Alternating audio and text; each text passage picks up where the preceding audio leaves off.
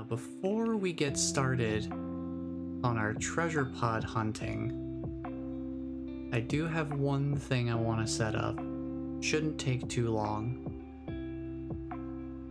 And it has to do with what we found toward the end of the last stream.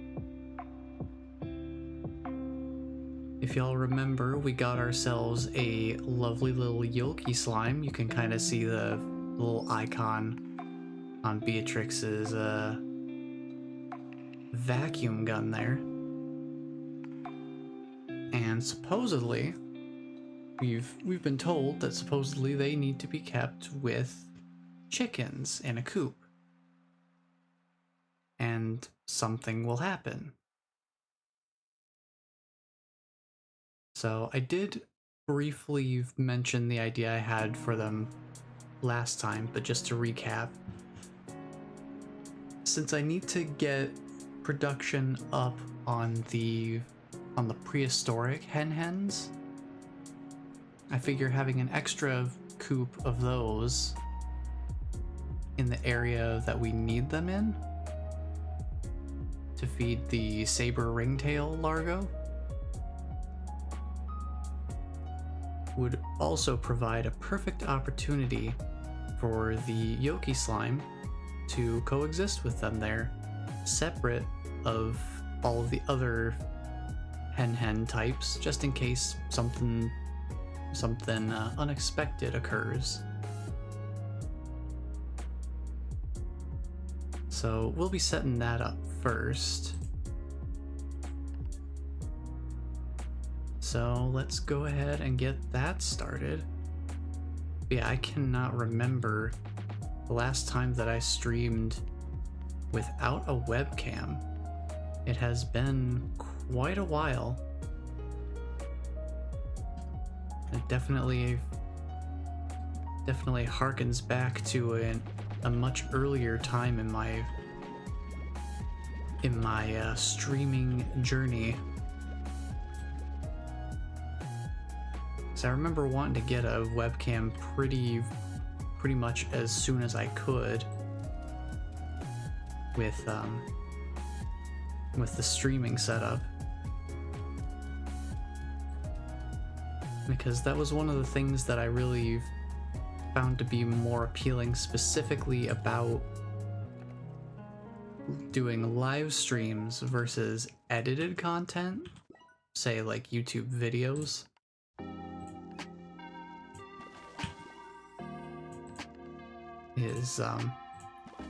I like the live interaction part of things. It felt a little too disconnected and disjointed to me to think about the idea of responding to people's comments on a video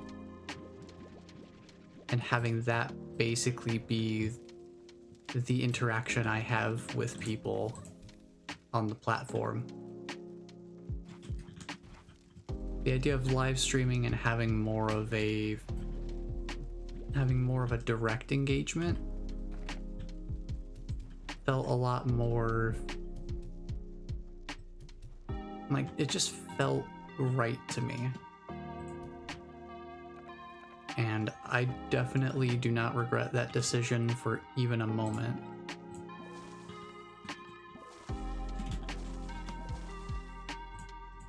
Like my journey through live streaming and the people I've met along the way, the experiences I've been able to share with people,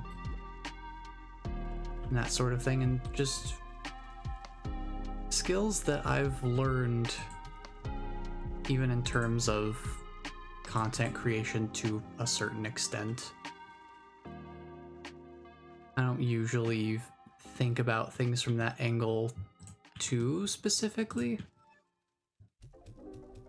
but just getting even the basics of, yeah, this is why you should edit videos, and just doing some basic trim work on the VODs and that sort of thing.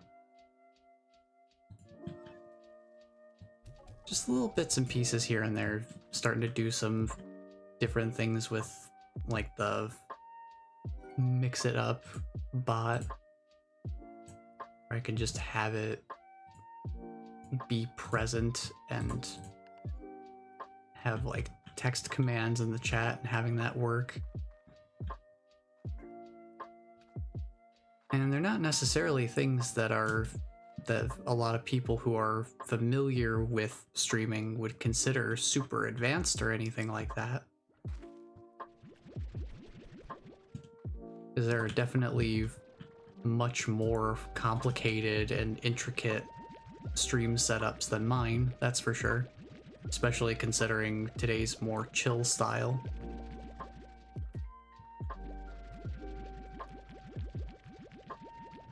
But yeah, just going from like what we're doing today, where I would basically just have the game take up the whole screen and have things like the chat or whatnot overlaid directly on top of that. Getting to a point where, you know, the webcam, I want to fit the webcam somewhere, but I don't want it to necessarily be covering up part of the game. So just starting to learn to mess around with like stream layout and different things like that. Like I said, I still, by a lot of people's standards, it would probably be considered a pretty basic setup. But I mean, a setup doesn't have to be complicated to be functional and effective. I feel like for my purposes, if the way that the stream is set up normally, not necessarily today, but normally it's a pretty good balance.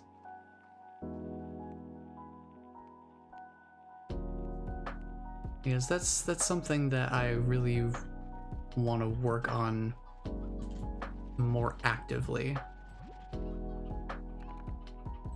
One thing I think I could really improve on with streaming is I want to learn to be more interactive with the people who are, you know, coming in here and being a part of the stream, like all of you out there. For those of you who are watching live, if you happen to be watching this on YouTube, hello, I also appreciate you very much and thank you for giving me a chance. I absolutely do not ever want to take that for granted, that somebody would go out of their way and take the time to even give me a shot in that regard. So whether you are watching live or if you're watching the archive, whether live or archive, I appreciate you all the same.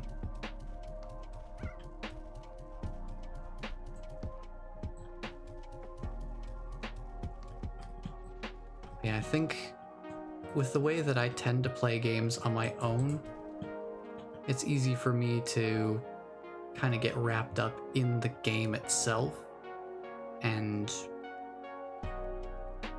not be quite as fully engaged with the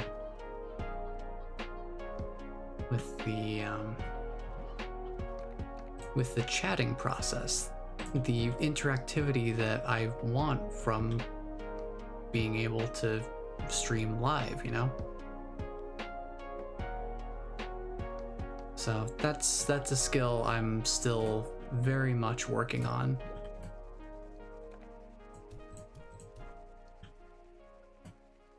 And I think that's something that I've gotten better at with practice. I'm definitely better at it now than I was when I first started.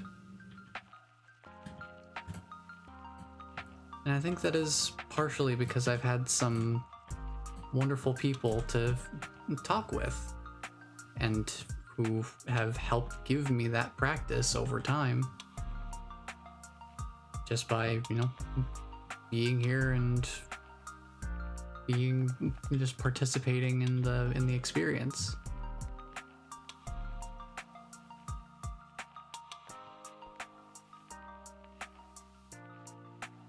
So yeah, I definitely never want to take that for granted. It has taken time to get to this point. This is not something that would have ever happened overnight for me.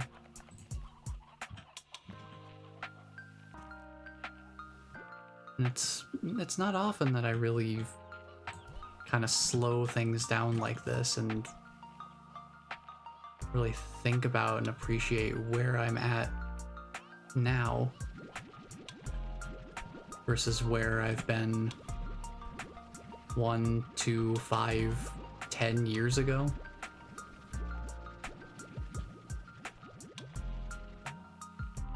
Just thinking about how much I've changed as a person in that time.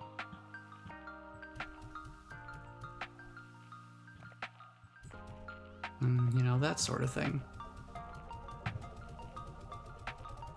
I'm not gonna get too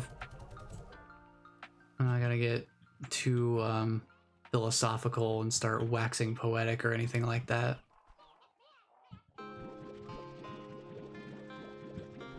But just something that came to mind that, you know, I just realized I never really think about that too much.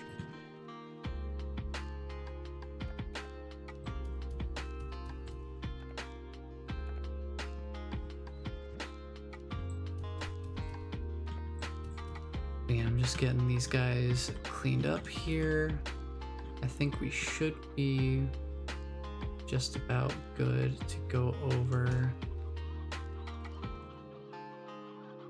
Let's see. Yeah, I should grab all of these guys.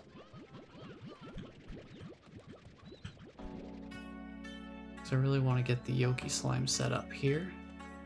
1, 2, 3, 4 of them it looks like, so 6 of them, 2 of you. And then put the rest of them in here, which ones they'll fit at least.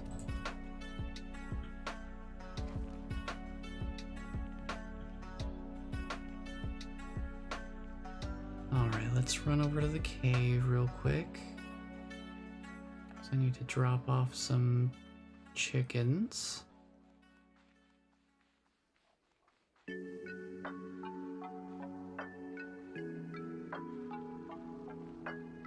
Oh, these are full. I'll have to deal with that in a moment.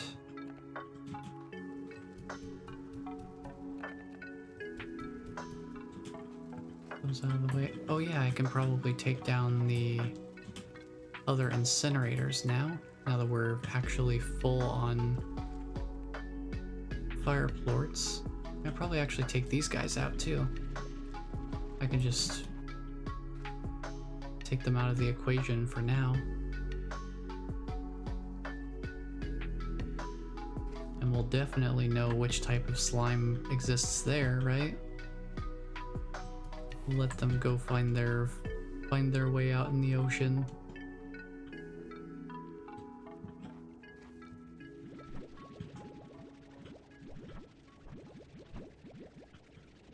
Yeah, really just trying to simplify the ranch so that we don't have to worry about upkeep quite as much and can just dedicate our time and effort and focus to exploration.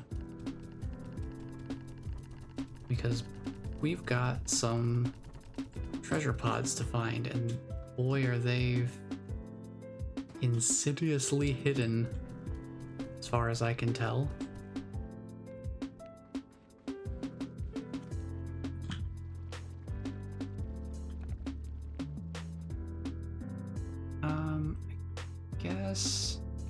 I guess these briar hens, I don't need them. They're excess, so we'll just put them in here for now.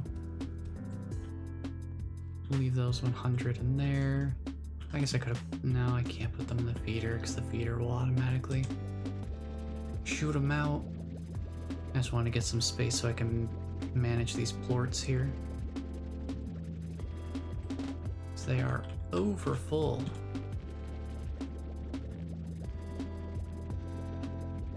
Get these taken care of here.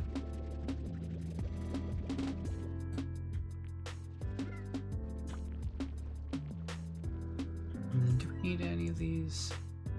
No, I think we're maxed out on everything except for the 2 new slime types and gold plorts, for obvious reasons. Gold plorts are probably something I'll go after once the stream is done. I'm actually thinking that since the treasure pods are basically the last thing we have left to do with the new update content, we might be reaching the end of our update adventures for the time being today. Once we find these treasure pods, I think that'll be pretty much it, other than whatever revelations the Yolky Slime brings to the table, which remains to be seen.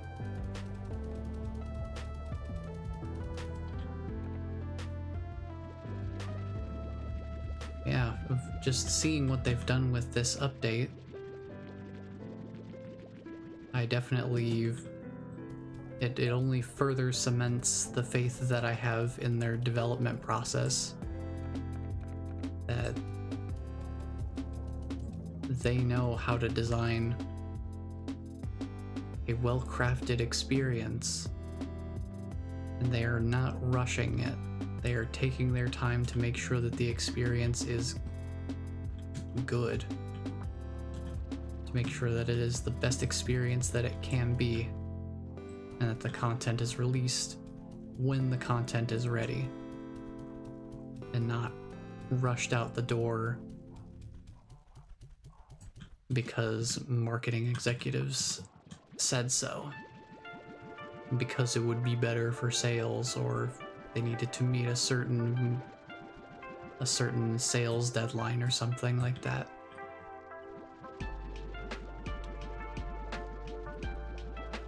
And it's pretty refreshing to have a game like this that has a development cycle that seems to be, you know, in line with the vibe of the game itself, which is, you know, not everything has to be a rush.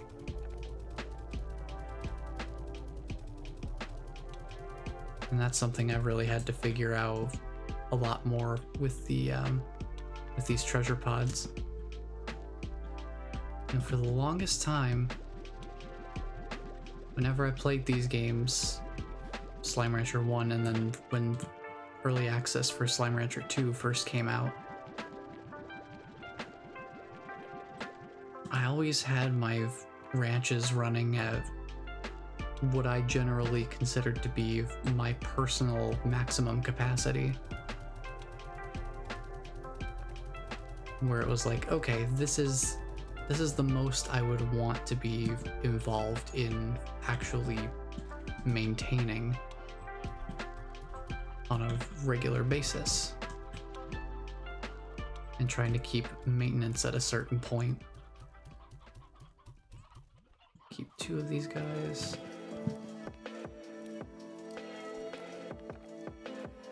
But it was only just recently, I think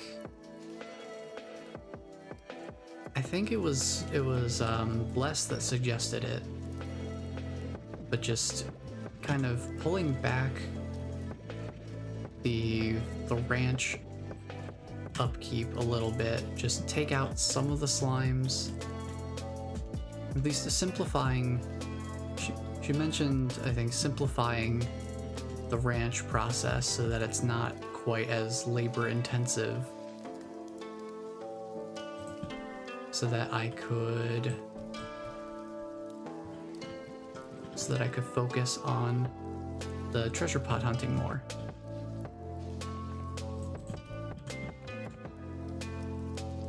And then I went from there, and I figured, you know, one of the things that's great about this game is you can just grab slimes and resources and stuff from certain places in the game world basically any time. So it's not like I'm forced to keep every single type of slime on the ranch all the time.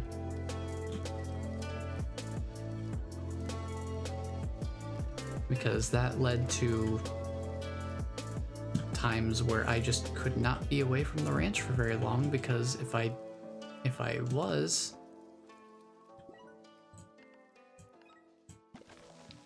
was away from the ranch for extended periods of time, then there would be just that much more compounding labor to work through. So I'll let those guys be over there. So I would be away from the ranch for, you know, maybe 1 or 2 in-game days at most. And I'd have to spend basically the same amount of time getting the ranch back to a sustained state so that I could then go back out for another 1 or 2 in-game days at most. And it was a lot of back and forth. Very, very difficult to maintain it in a way that felt fun. So, figured stripping back the amount of slimes we have on the ranch, only keeping specific ones just because I didn't want to dismantle the chickens operation.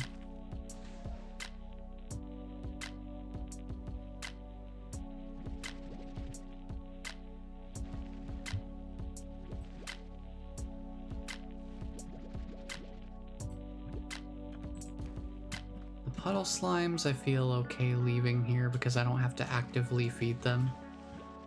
They just exist here, and that's all they need.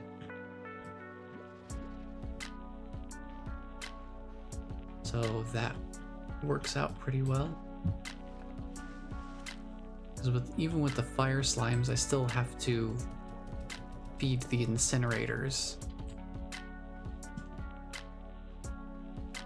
With these guys, they just need a source of water. Just need a body of water to exist in. And the ponds, these natural ponds actually, these like tide pools, they work wonders for that. Okay, so now that we've got the Yolky Slime set up, we've got our upkeep dealt with for the time being,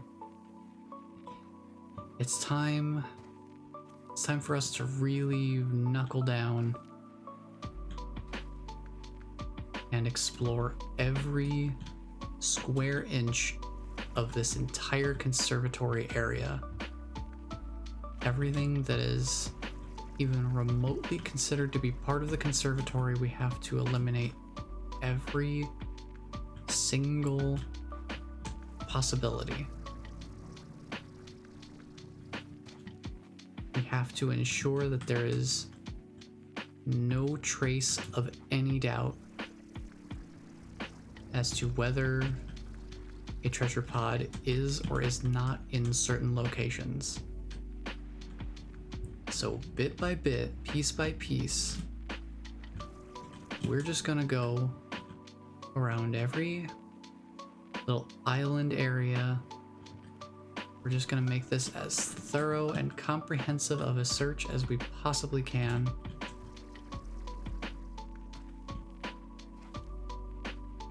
Means I'm gonna need some verticality here to get up there.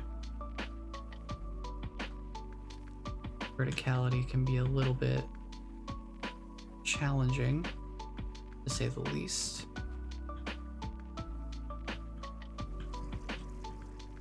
The jetpack will only let you go up so high before your vertical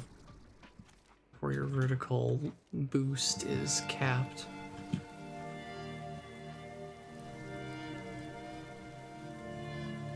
We just have to make sure that there's absolutely no possible way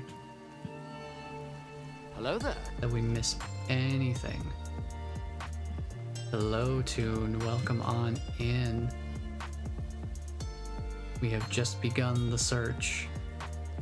The search for all the treasure pods. The remaining, I think, 3 that are left in the entire game as of this current update.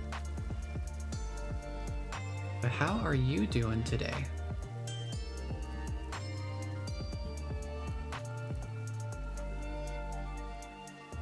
How goes? It goes all right. Today's a real chill day because I'm not feeling super high energy. Still just a wee bit tired. I figured it'd be an interesting day to try stripping things back a little bit. It's been a long time since I've streamed without a webcam, and it's kind of interesting. I'm so used to having to think about my my on-screen presence. It's kind of a nice little break to not have to worry about it, just like at all, basically. All of my expression and interaction has to happen in the game. This is how I talk now.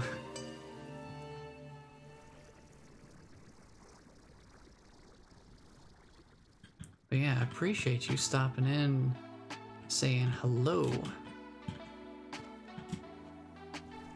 Hope you're having a wonderful day. I hope you continue to have a wonderful day.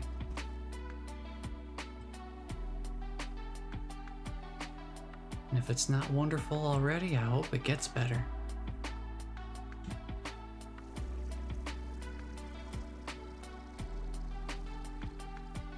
Got a dash though? No worries. No worries. Some days are like that. Some days you just got stuff you need to take care of. And that's alright. Some days you just gotta do what you gotta do. I appreciate you stopping in all the same.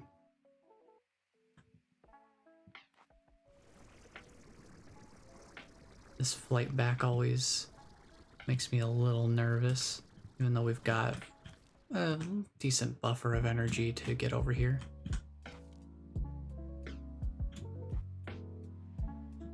Try to get some verticality without spending too much of my energy.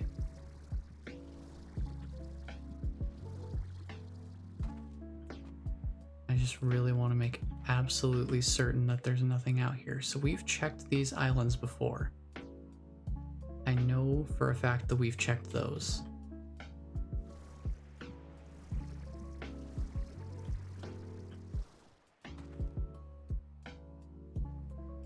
Like the last time I streamed, last week,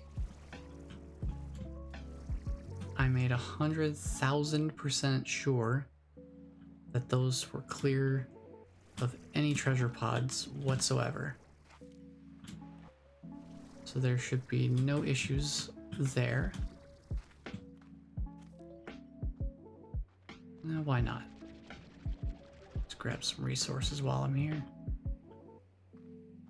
I mean, if the resources are just going to be directly in front of me, might as well.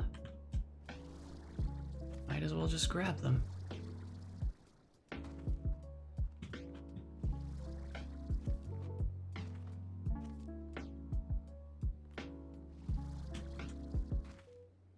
But yeah, in the interest of making some level of progress here in this on this stream, and since I'm thinking this will probably be the last Slime Rancher 2 stream that I do, excuse me, last Slime Rancher 2 stream that I do for the current content update, since these last 3 treasure pods are all we have left, I figure I'll give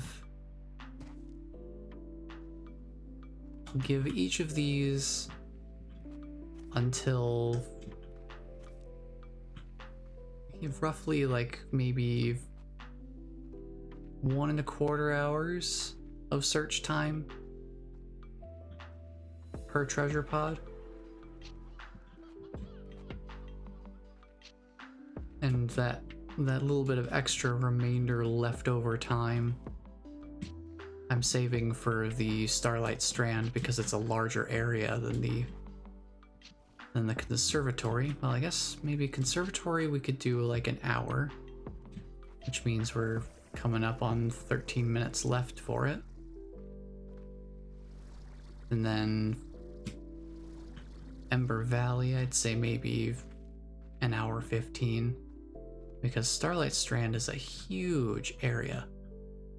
Just absolutely sprawling. Look at all that landmass. Even compared to the Ember Valley, and especially compared to the conservatory.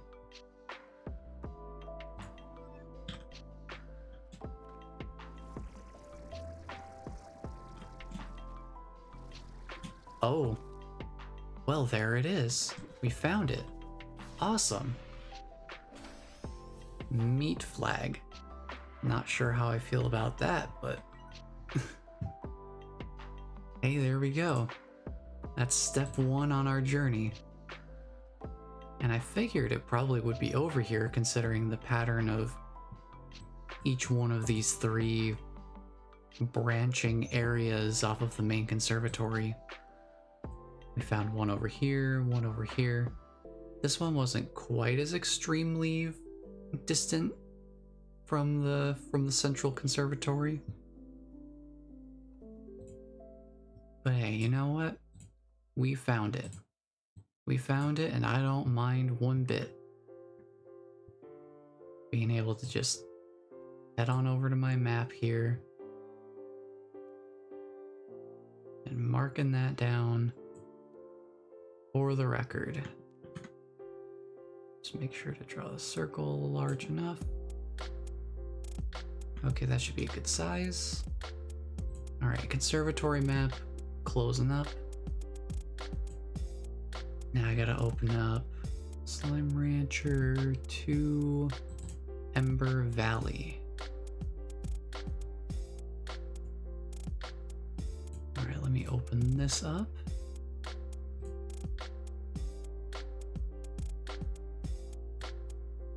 Make sure I have the correct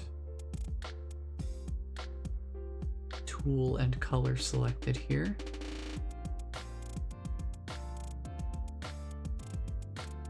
Perfect, okay. Alright, we got our treasure pod for the conservatory.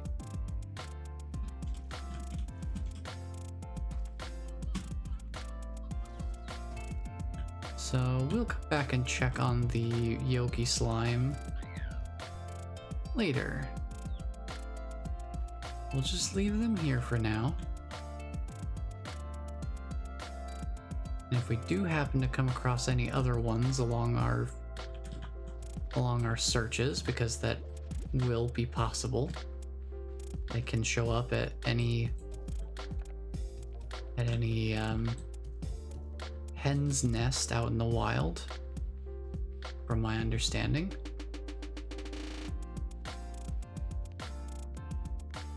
Yeah, I think all of these chickens in here, I think all the hens hanging out in here, I think they cause a little bit of slowdown. But that's alright. It's not too terrible of a slowdown for me.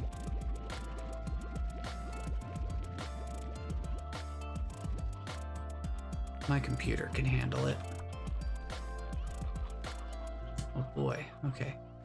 Let me get these dealt with real quick. Didn't realize these were also overfilling.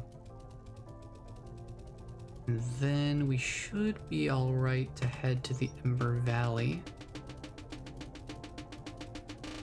and start looking for the remaining treasure pods there. Check our messages real quick. Hello, fellow human. Has gifts for you. Yay, chickens. I appreciate the rock gifts. And just assorted rocks and boulders.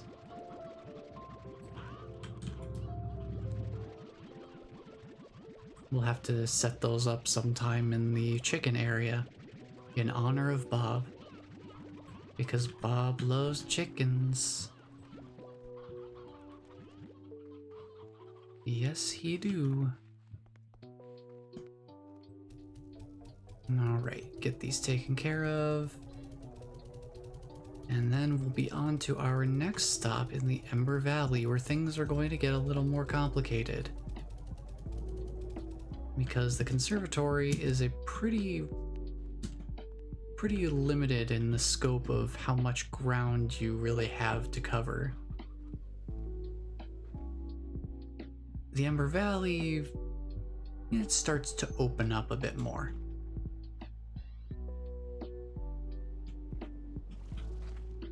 So at this point,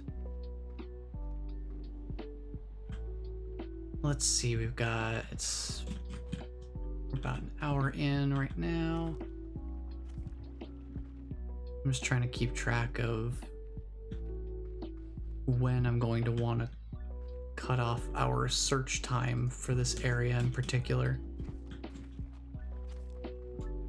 Just to be able to say we gave it a fair shot, you know?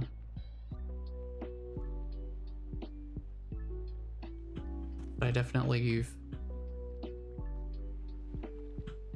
I don't personally want to spend all 4 hours of my usual stream time looking for 3 treasure pods and then still not finding all of them and having to do potentially another 4 hours for even fewer treasure pods.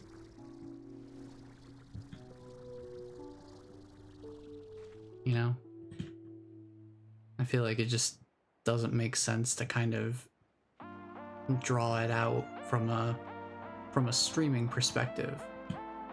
If it were just me totally on my own, I would be more than happy to just comb over every single little corner, crevice, nook and cranny looking for these things.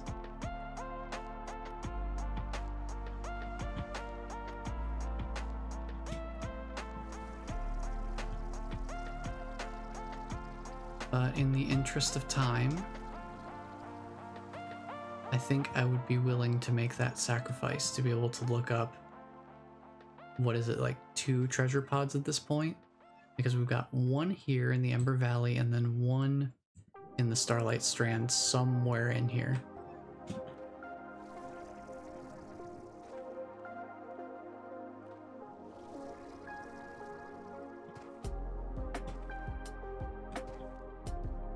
So I figure if we give these areas at least a pretty decent pass, I don't think I would feel too bad about getting at least some sort of hint as to where to look for the treasure pods. Now it's a little difficult to do that for myself, just because like if you're reading something, you're not gonna automatically know on your own where the biggest spoilers lie in like a guide or something. So it is entirely possible that if I looked something up to try and get a hint, I could easily just accidentally give away the answer for myself. that's not exactly what I have in mind. I'd rather just have a nudge, like a nudge in the general direction. And that is something that I have been able to do before, thanks to Bless. The last time that we did this whole treasure pod hunting business, back when the game first came out on early access, back in what, August of 2022? Gosh, it's been a while. Yo, is that it? Whoa, we found it already? Dang, okay, we are on good pace. Got ourselves a stony egg lamp. Wow. I honestly was not expecting this to go as smoothly as it is right now. Gonna be honest, I was not expecting us to find them quite this quickly.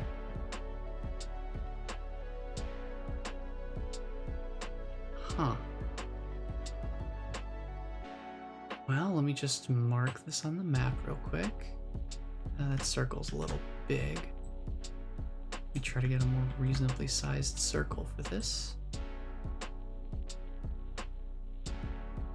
There we go, I think that's a good sized circle. Nice thing is, once we've done this, once we've gone through and found all the treasure pods in all the areas throughout all of the updates, I'm marking up my own personal maps for everything.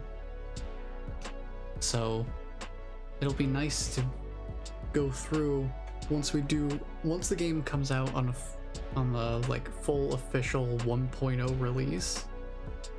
I do want to, I'm planning to start over on a fresh save file, but I don't think I'll have any problems with using my own personal, like, hand screenshotted, hand marked maps to find all the treasure pods again. Because I feel like that's a lot different than going through and just looking up a guide for it that someone else made. Because, you know, I've actually gone through and found them all and that sort of thing. There's only one treasure pod where I needed a little bit of a nudge in the right direction, and it would have taken me quite a while to stumble across it. Just for the sake of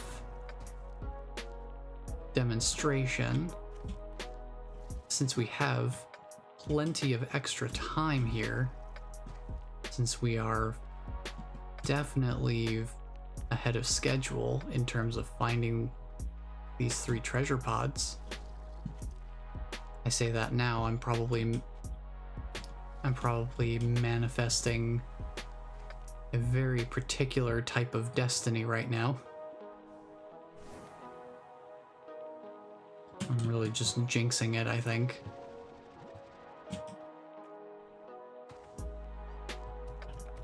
But just for the sake of demonstration, showing off where this one treasure pod was, or well, is.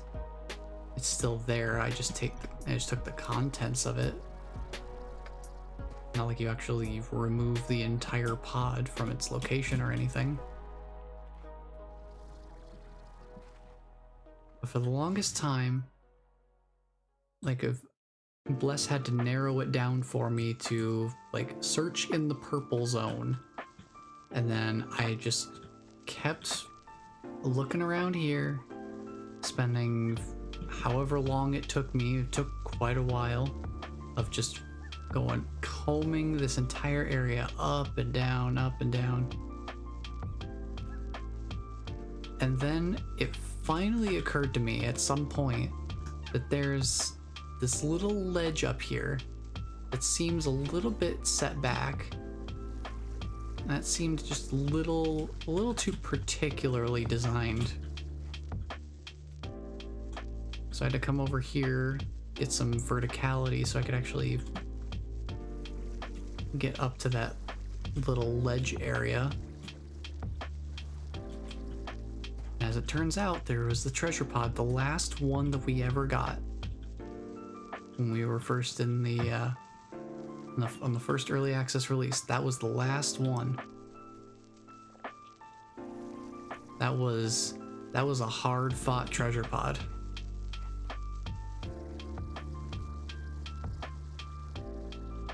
Definitely one of the more elusive locations.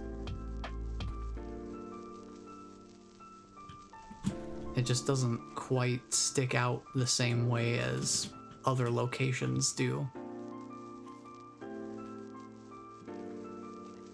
Because it is very much like tucked out of the way and visually obscured. Because like right back here, this isn't too visually obscured. The thing that made that one particular treasure pod so difficult to find is because of the vine cover, that like ivy wall in front of that cave entrance. It was nearly impossible to see that there was anything other than a solid wall directly behind those vines. So I think that's the one thing that made it particularly difficult to find.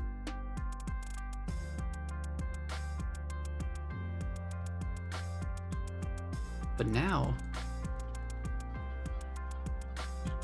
we're at an interesting point, because we've only been at this for a little under an hour, and we've only got one treasure pod left, and you know, roughly 3 hours of my standard stream length time to find it. And I think that this area, considering the size of the area, it would not be remiss for me to just make sure that this place is absolutely tidy before I head out. Because this area that we're about to go to, as I've stated multiple times already, is a very expansive area. Did all the roosters go elderly, or did I never leave any in here? I think they must have turned elderly and gotten swooped up. Yeah, looks like it. Now that's marginally problematic. I need to grab a couple from in here. Leave those guys in there.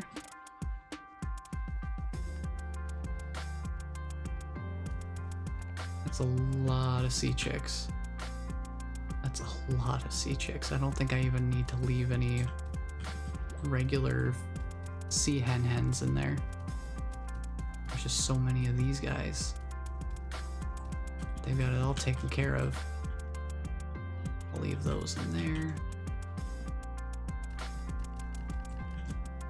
That. So yeah, this same kind of second coop setup is what I've wanted to get the prehistoric hens set up for. Since they're a new hen variety and have a whole stockpile of them built up over time like I have with these guys. So gotta build a second coop for them so that they can kind of catch up with the other varieties that already existed in the original early access release.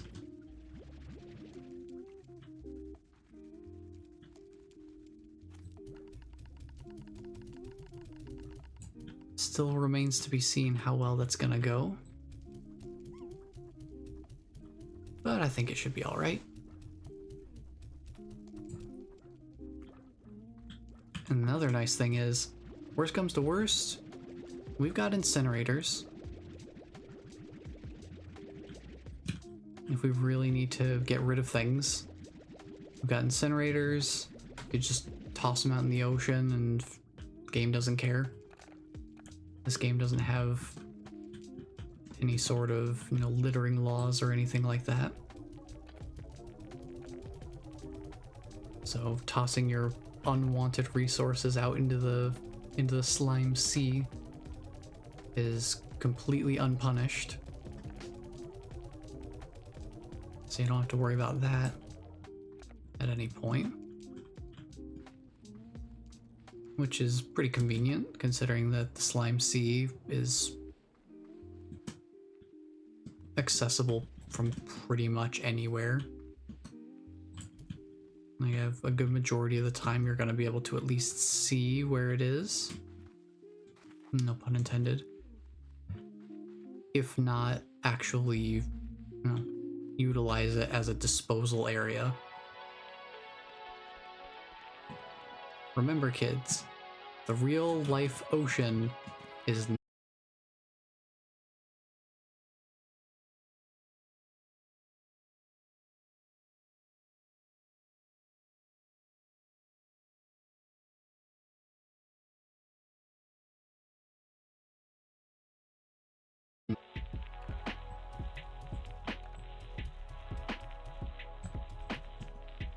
what are you doing out here?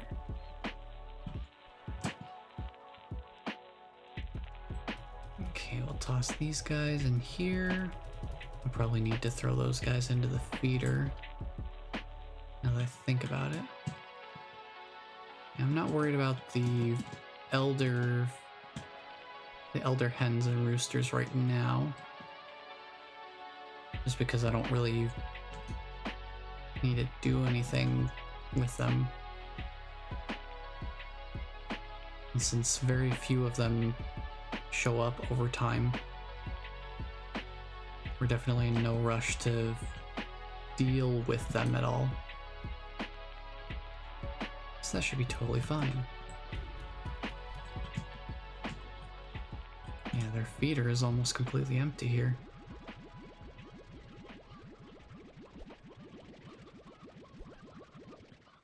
So let's fix that.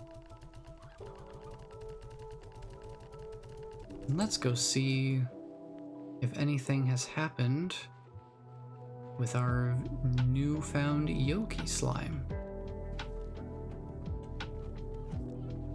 Anything interesting happen in here?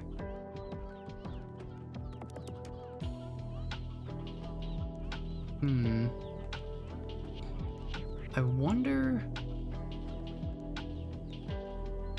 Oh, well that's new. Do you think I should break it open, or should I just leave it alone?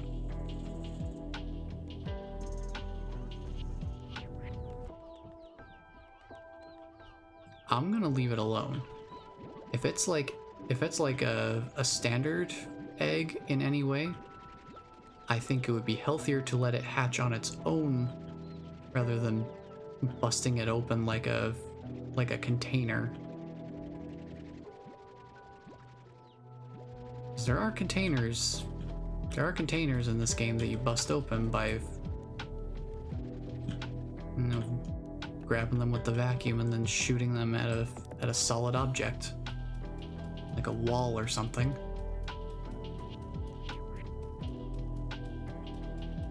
So it's not completely out of the question that that would be a possibility.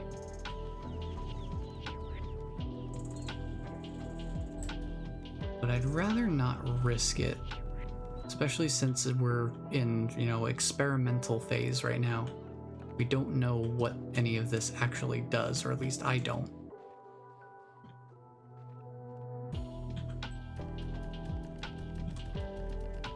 So I feel like I'm better off just letting it happen. Just wait and see what happens if I don't interfere. I don't think me picking up the egg with the vacuum is going to really change anything with it, so I think that should be alright. But I'm definitely not gonna, you know, huck it around willy-nilly. Alright, real quick, I need to open up the Starlight Strand map.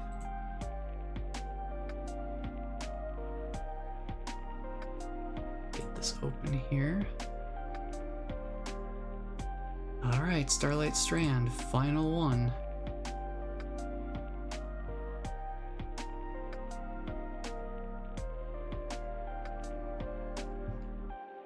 Get my circle tool and my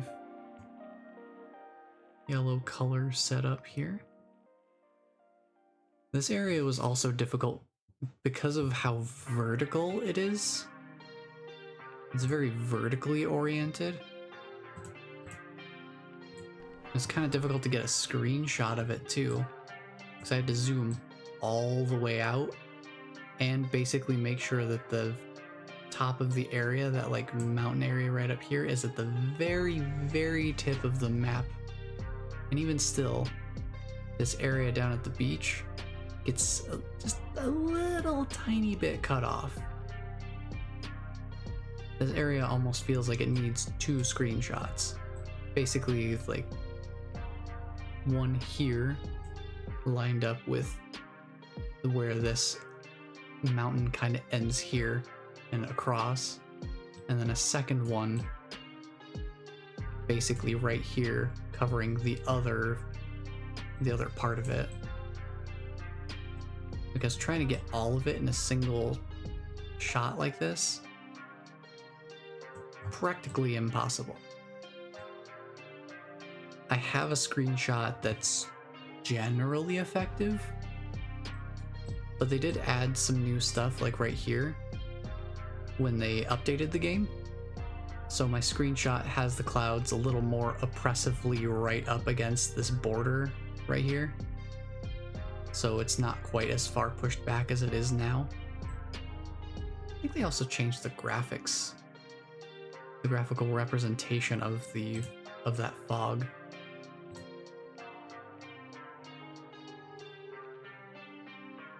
So maybe it's just me, but it seems a little different.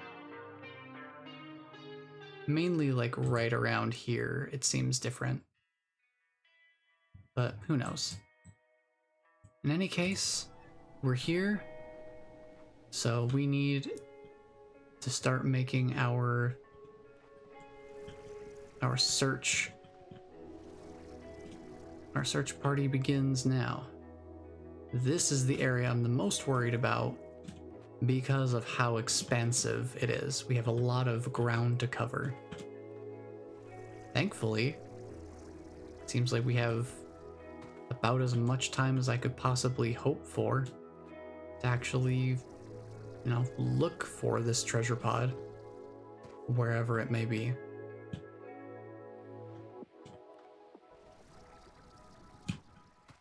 I mean, we did manage to get it down to being just a single treasure pod that we needed to find in each of these 3 areas. The Rainbow Fields themselves didn't have any new treasure pods as far as the map counter is concerned. So that first area you walk out to from the conservatory with the cotton slimes and all that, apparently no new treasure pods there.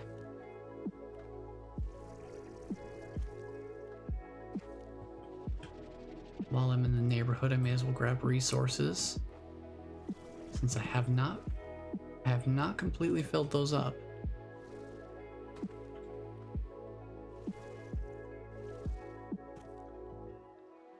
Okay, let's head across here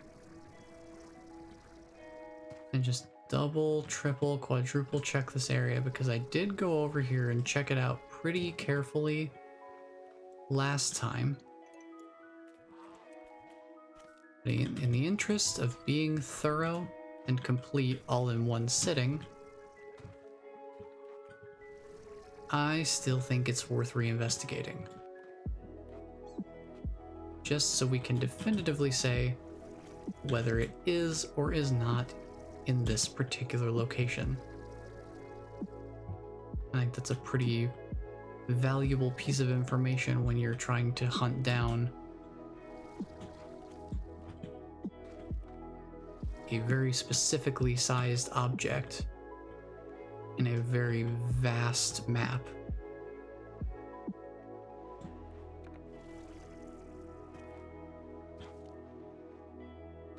So you can see with how much ground I have to cover just with this one little isolated island area. Oh, lucky slime. Interesting. I don't have any meat products to feed them though, so no money for me. Not like I really need it anyway. 270k. It's definitely more than enough. But yeah, just imagine it took maybe a few minutes to cover that much area. Now multiply that by however many it takes to fill up this entire map. Not even counting all of the verticality, because there are multiple layers to a bunch of different areas. Because you have like caves and mountains and stuff like that. So it's not even just all flat ground that you're covering. It's not strictly two-dimensional like the map is. The actual game world has a lot more verticality to it.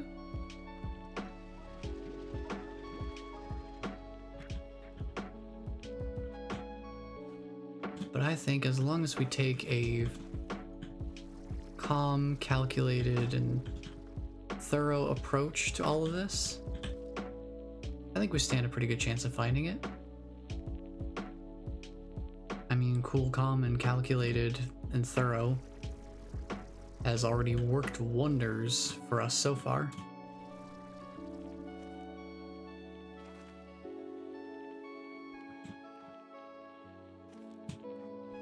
I mean, we've already found 2 of the 3 treasure pods that we didn't have before.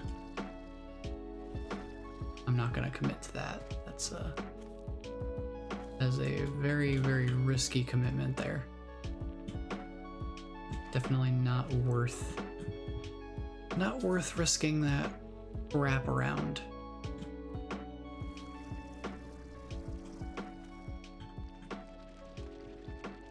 Especially with the threat of having to handle more ranch upkeep before being able to come back around again. At least if we want to keep things on the ranch under control.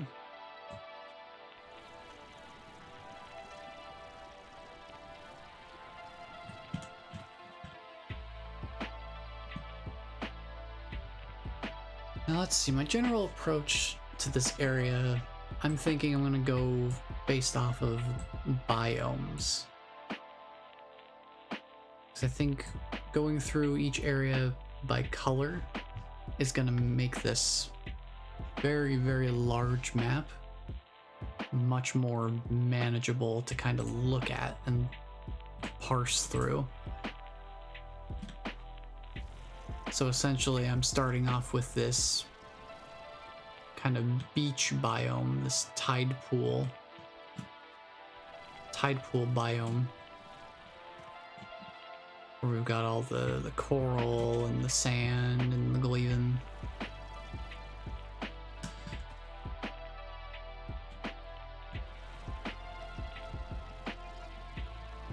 That way I can say for sure it'll just make it easier to define the boundaries of where we have and have not searched. Because if we try to do it just based off of map formation, where it's like, okay, we searched this chunk, we searched this chunk, we searched this huge chunk, we can just kind of knock it all out in a color-coded kind of way. I think that'll make it a lot easier for me to keep track of everything.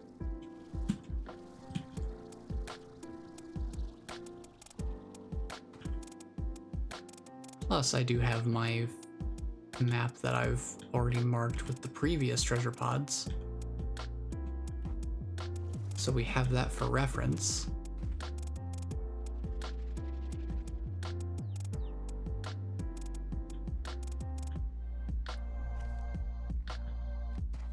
So I know where all of the previous treasure pods are located, all the ones that we've already found. So that, to a certain extent, can kind of help with being able to locate the rest of them. Sometimes there are certain patterns that can be gleaned from the location of previously found treasure pods. It's not always 100% reliable because no pattern is 100% reliable in practice.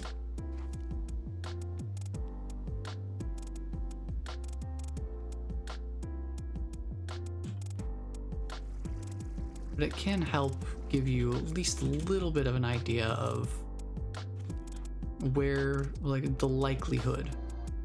I guess you can get a general feel for the likelihood of where you would be able to find a treasure pod. Though I think it's a lot easier to kind of narrow down where you're probably, I say probably, not going to find treasure pods. So if I take a look at the map, for example, take a look at, say, now this is looking ahead a little bit, but just in this area alone, just this little segment of the map, there are 3 treasure pods. One right here, like at this spot, one right here underground, and then one right here, I think also kind of underground in like a tunnel area. But considering how huge this map is, that there are 3 treasure pods all kind of in this little area, chances are you're probably not going to find a 4th treasure pod out of 28 of them in very close proximity to those other 3. It's not impossible, because if there's one thing that I've learned about the treasure pod placement, is that sometimes what looks on the 2-dimensional map to be basically 2 treasure pods directly on top of each other,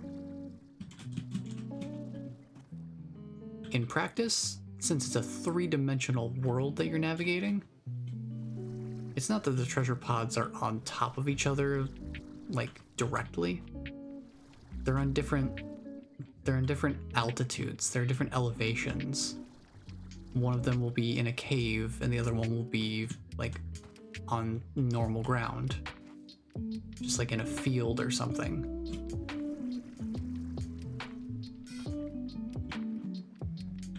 So the verticality factor of things really complicates the pattern seeking.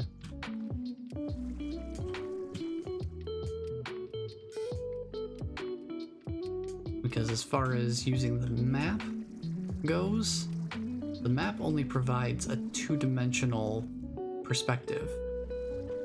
It's very, it's flat. It doesn't give you elevation as a metric that you can really measure, especially not just by looking at it.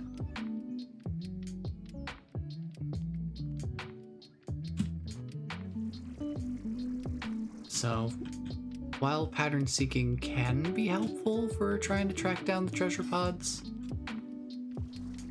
it's definitely it's definitely far from foolproof.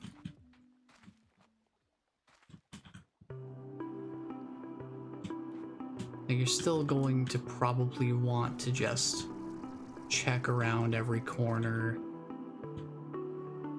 take a nice little hover around each pillar, and just take a look around. Just confirm with your own eyes.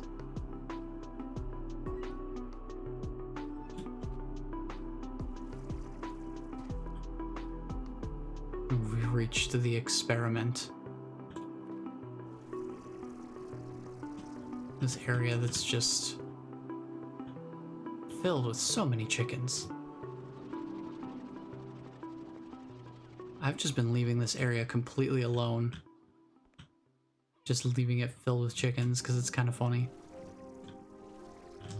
Every time we come over here, the frame rate just dips noticeably.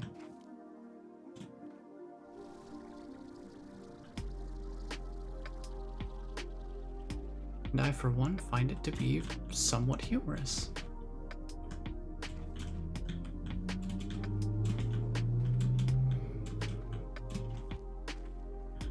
But yeah, so we really just need to, you know, go through the area, look around in each spot that it could possibly be, just look everywhere. Basically, we just want to look everywhere.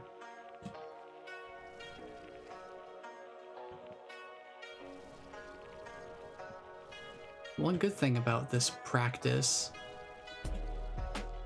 is that by the time you're done searching, you'll have a pretty good feel for the area by the time you're done.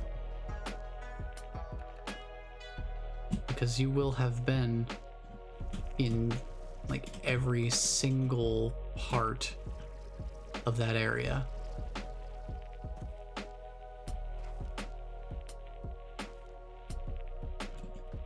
It's like going down here, you'll figure out this place is here, and then you've got this little area down here.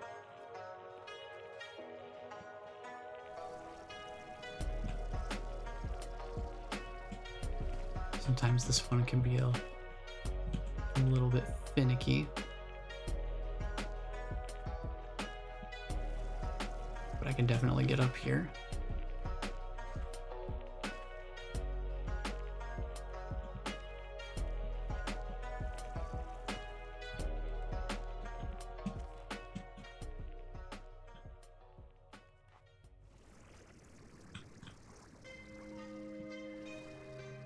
Just like there's a treasure pod right there. This leads out of the tide pool area. So I want to go back toward this direction, I'd say. Just make sure that we cover this little bit of area that we didn't check fully.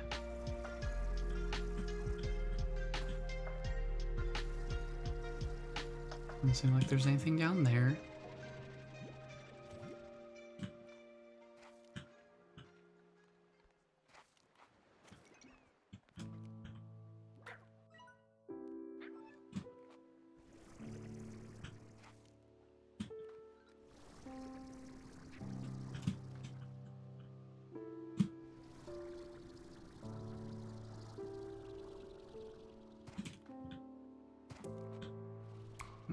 I probably should not go that way with 0 energy.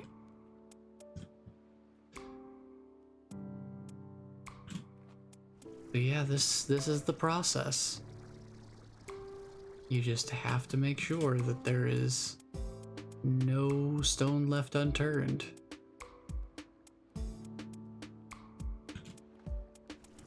We've been over there. There was no treasure pod over there. I remember searching that thoroughly.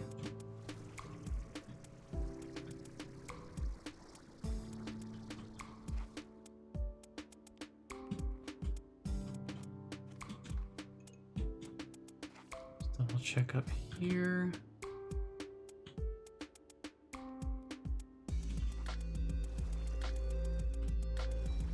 Now, the last time I've streamed this, last week, I didn't get a chance to look through the entirety of the Starlight Strand super thoroughly.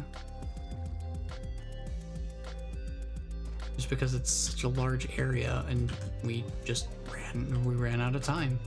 Simple as that. By the time we had gotten our 27th out of 28 treasure pods for this area, we were basically out of time.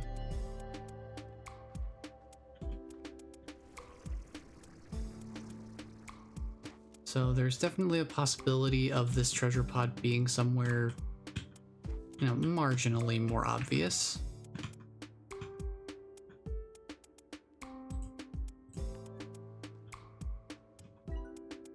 But just in an area that I wasn't able to really look through at all during my brief time, well, relatively brief time here.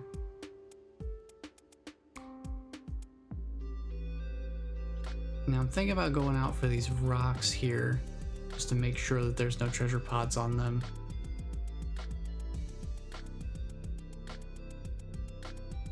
And then that'll basically wrap up the tide pool area. So let's go give this a shot. I think I should be able to get enough verticality here off of this rock. Oh boy, if it's solid. Okay. Remember to breathe.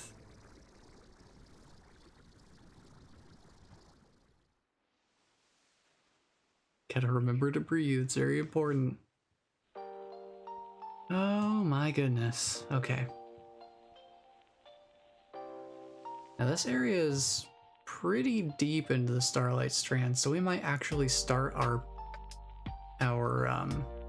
pink side search from the southern area and move back up north through the pink zone, and then take this violet zone back down south to this little tide pool area where I think there's only one treasure pod that we found over like here, and then there's one in here somewhere. But yeah, let's finish off this little tide pool area with this kind of bleed over area that I guess is technically tide pool, but it's basically attached to the underside of the pink area up top.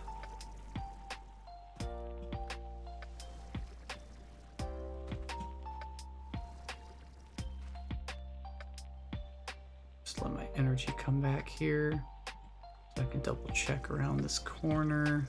Okay, nothing there. Seems good. Actually want to check around the backside of this first before I go through the obvious tunnel way.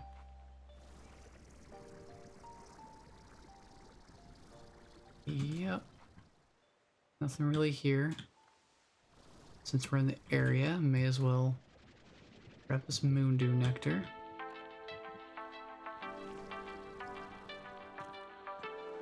Definitely not critical for me to pick those up, but it's kind of nice to grab it when I have the opportunity. So let's see. This area doesn't really have any secrets to hide. There goes a slime. There goes another. Couple of slimes just off into the sea. Suppose that's just how it is sometimes.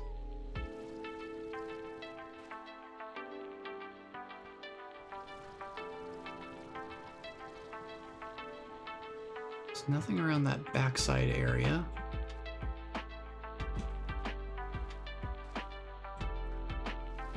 since I've already used up some energy. I'll just get up here, take a look around. Let's see.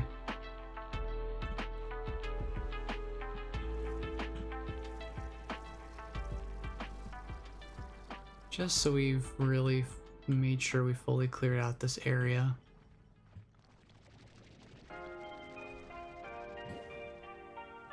Just to absolutely make sure we have this treasure pod here. Okay.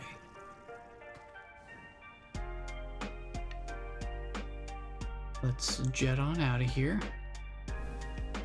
The geyser gives us a pretty decent amount of height, actually. Now I know there's a treasure pod over there that we already got. Just consult the map.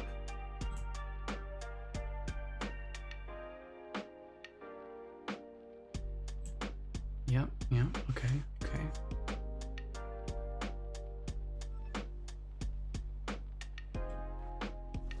So we already got a treasure pod over here. It's this one right here we got.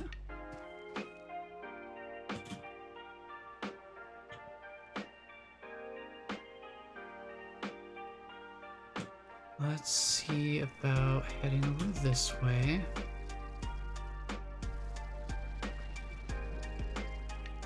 Grab some moondew nectar.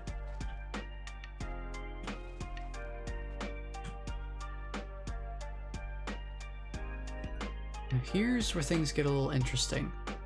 In this entire little zone here, I never found any treasure pods. But I am suspicious. I'm suspicious of that because I feel like this would be a great place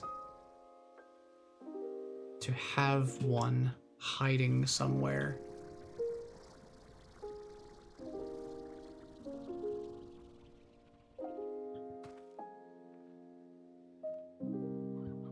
Trying to think, where was the one I found recently? Oh yeah, that one right there. That one was new. That was a new one.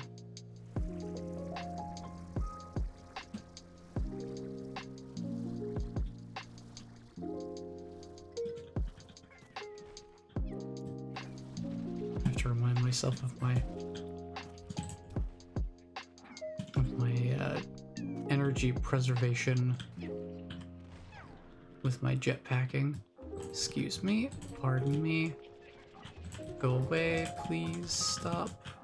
Cease. Be gone. Just yeet them all out of here. Come here, buddy. Yeet. Yeet. Yeet. Just get them all out of here. Can't say they're a big fan of water.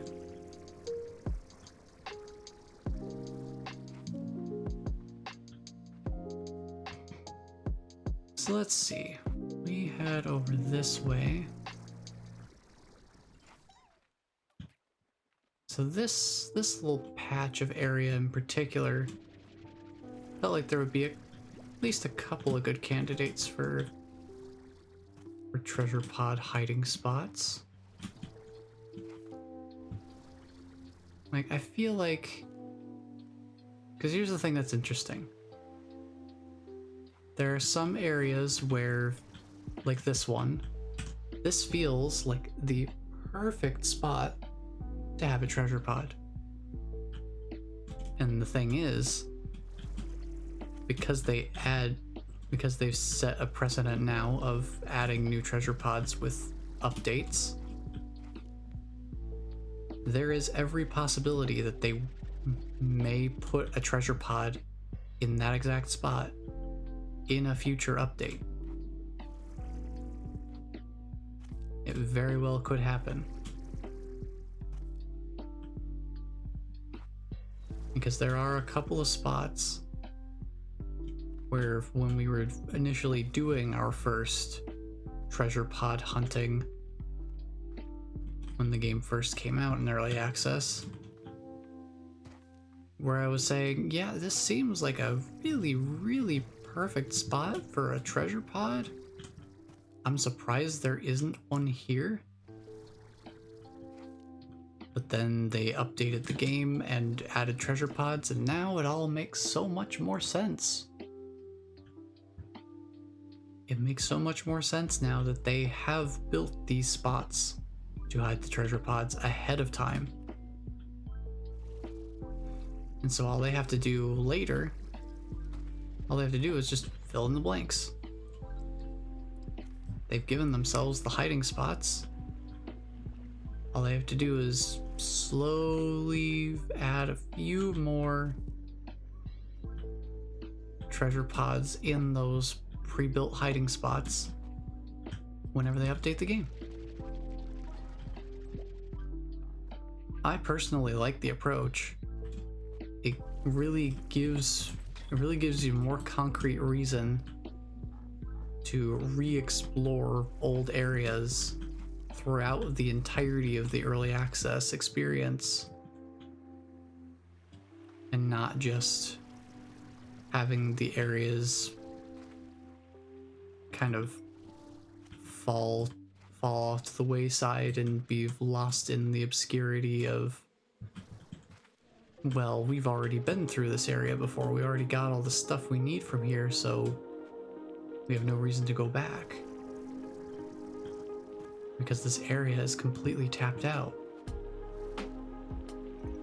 Throw in a couple more treasure pods, and suddenly, nope, the area is not tapped out anymore. Because now there's more treasure pods to find.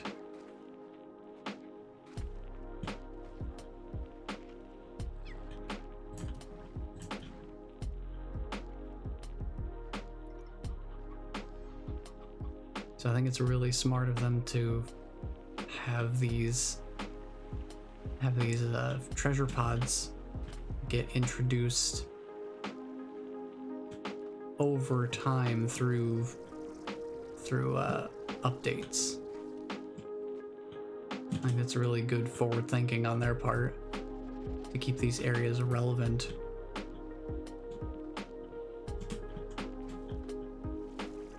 Because otherwise people would probably just come in, check out only the new stuff, and then just stop playing again.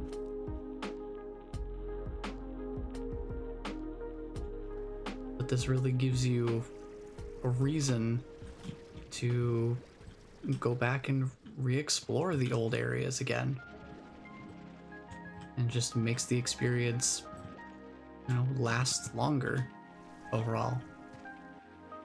As you're seeing with what I'm doing here, I just have to go through the entire area again, just to make sure that I've covered every possible angle and corner and all that, making sure that there are no treasure pods hiding around, and making sure that there is no stone left unturned.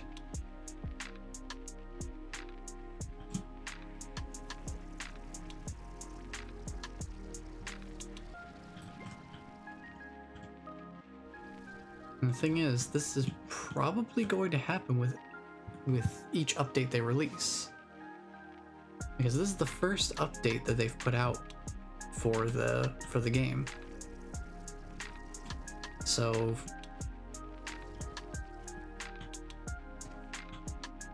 it's definitely not a stretch to expect that they could add more treasure pods with each subsequent update.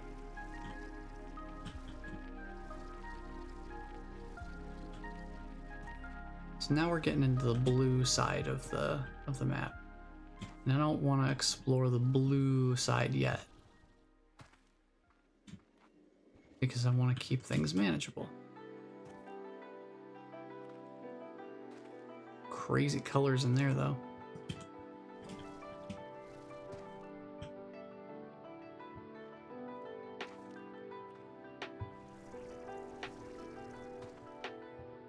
This was one of the areas that I didn't go into last time.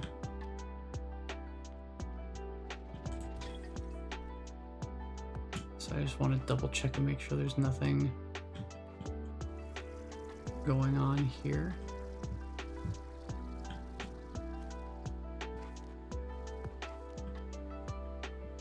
Okay. Check where I'm at with my...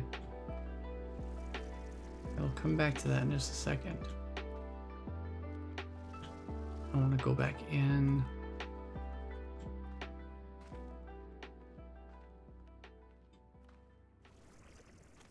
Make sure the rest of this area is considered.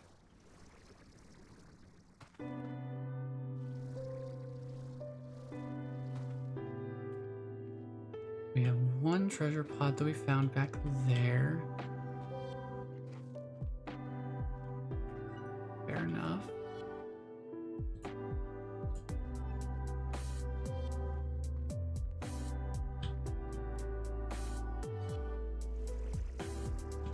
Okay. So that's this area, totally fine and taken care of. Nothing to see here.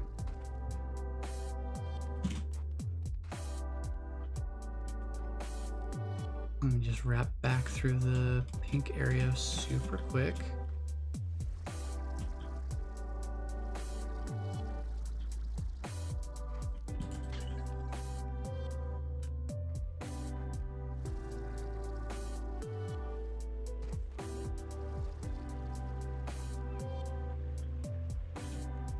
Let me just make sure that there's nothing around here. I think pink's all good down here. There's another pod right there. I think we're making pretty decent progress in terms of covering the map and just checking all of our corners and all that. I think we're coming along pretty well.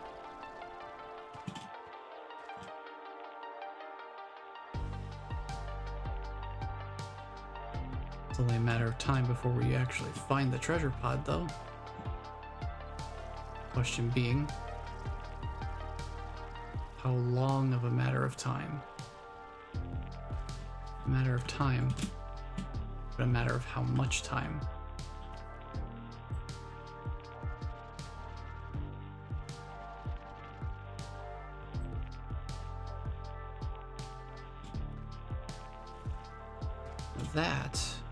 That remains to be seen. We'll just have to find out. I know we found one right up there. Right there. So I feel like the odds of finding another treasure pod in this area are pretty low. Considering how little space there is to actually hide another treasure pod near that area.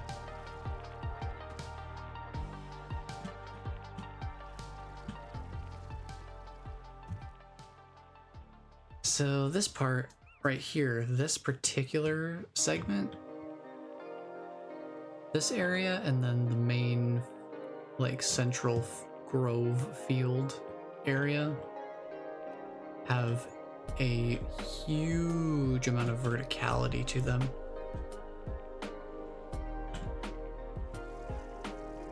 Which can make them very difficult to explore effectively.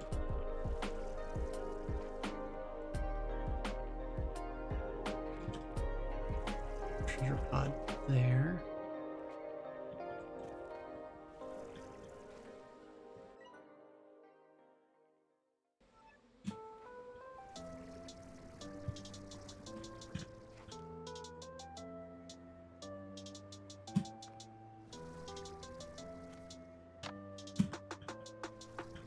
Highly doubt there's one up in the tree, but I'm kind of curious to see if there is anyway. Because it's just like, you never know. Doesn't seem like there's one up here. I feel like it'd be visible from that point. Because the other thing I try to consider when it comes to searching for treasure pod locations is, you know, the game's environment is designed in a certain way where the areas that you're generally supposed to kind of navigate and explore, they all have very intentional resources and slimes and foliage and stuff like that to really make it clear that yes, you're supposed to be here. There are things here to incentivize you to explore here. And then there will be parts of the map, particularly up like on the tops of mountain areas, where it's really far outside of the standard play zone. And the terrain is much less detailed. And there are basically no slimes or resources or foliage to speak of in those areas. They tend not to put treasure pods in areas like that where it's very clearly outside of the standard gameplay zone, more or less. Now, the reason I stopped behind this waterfall for a second is because I just thought to myself, wouldn't one of these little nooks or crannies, wouldn't one of those be a great place to hide a treasure pod, right? I mean, sure, the waterfall doesn't perfectly cover it from every angle, but does it really need to? I feel like it covers from most angles, so that wouldn't be a bad spot to hide a treasure pod. The only potential difficulty with that theory is that there's already a treasure pod up here above the waterfall in this little pond area.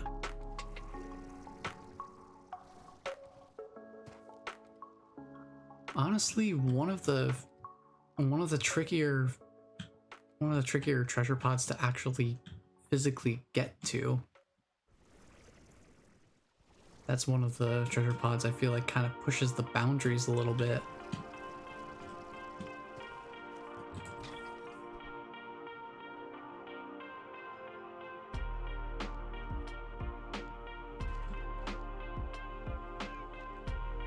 And one thing that makes this area really also very difficult is these caves. Trying to figure out where you're going in the caves can sometimes be a little tricky. Especially if you haven't gone through them very much. It can be pretty easy to lose track of where the different tunnels lead to and all that.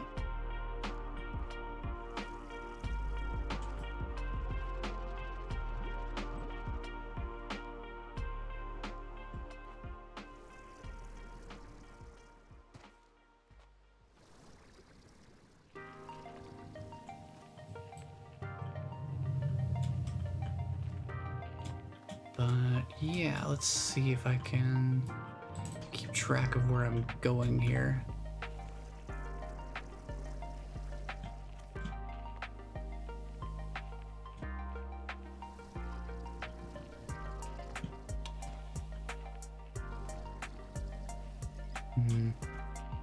Kind of wandering through the blue zone here. Kind of hard not to.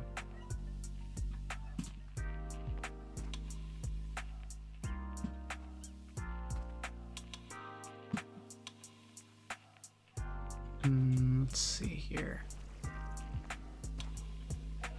If I commit to being down here, There's our tide pool areas.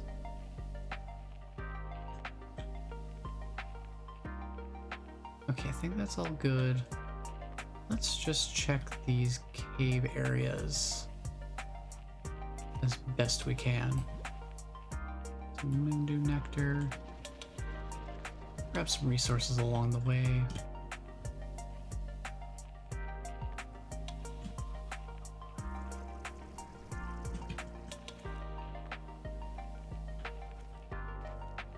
Can get up here.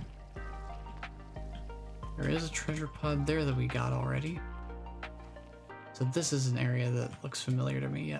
Yep, that's where we were just not too long ago, just a few minutes. So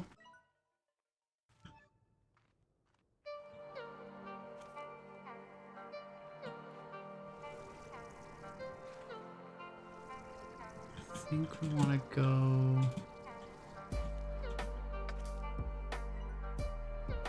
up here.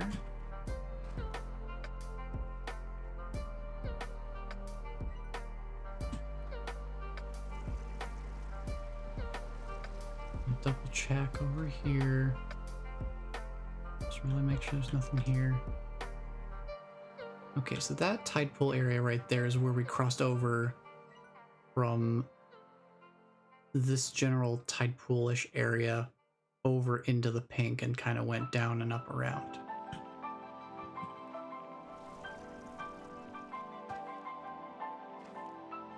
So no sense in going that way because we've already been there.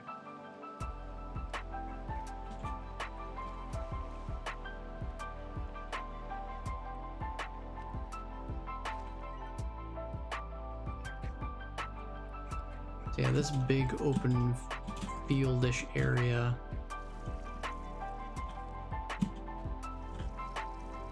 This is a spot where I wonder if there isn't like a little tiny area that we haven't been to yet, because I didn't really go through here on the last stream.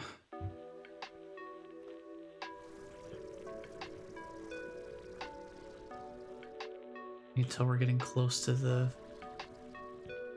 experiment over there. I think that's it over there. Whenever the frame rate just kind of takes a bit of a nosedive very briefly.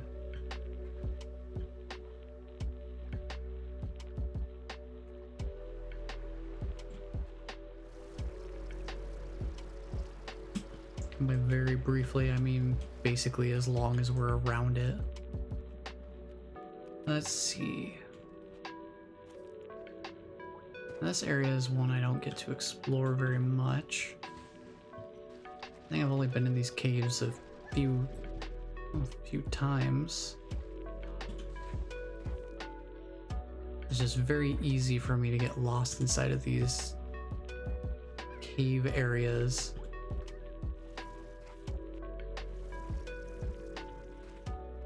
Which I think is what makes them great candidates for hunting for treasure pods. Certainly for hiding them.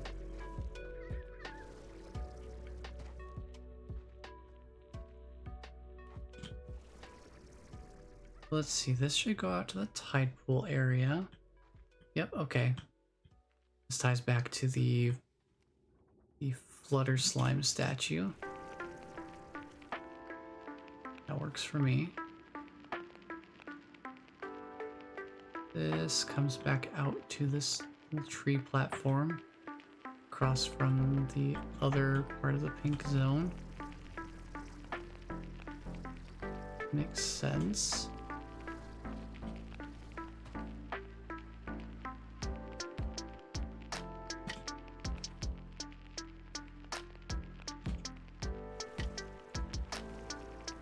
Let's see, I know we've got to go down through here still.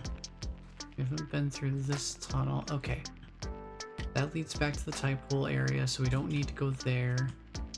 We've been in that tunnel before.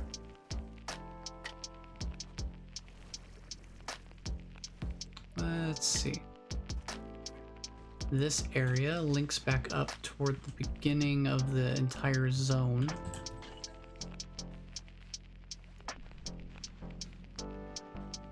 Also has its own little treasure pod here.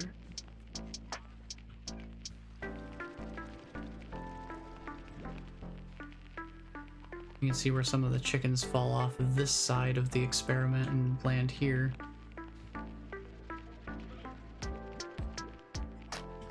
Okay. So I feel pretty darn confident that the treasure pod is not in the pink sector of the map. There's a lot of chickens here. Because this is where you can actually get up into this area. They just kind of like spill over. There's also a treasure pod up here. Just the one as far as I'm aware. Yeah, I don't see any other spots. That would be a good place for one.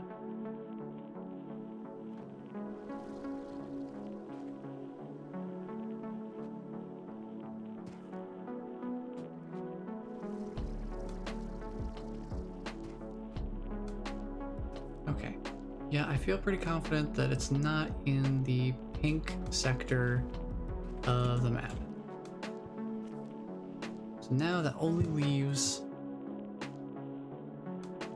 one section left, basically. And that is this entire violet stretch.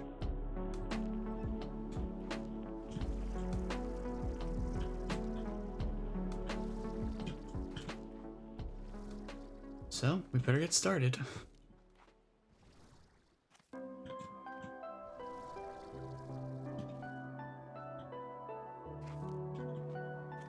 So yeah, I don't think time is gonna be the factor here as much as I thought it was per se. I think at this point, once I've given every part of this map a pretty thorough look through, like what I've been doing, I'm just really going through trying to make absolutely sure we don't miss any even semi-obvious or somewhat not obvious areas. Just really trying to check everywhere.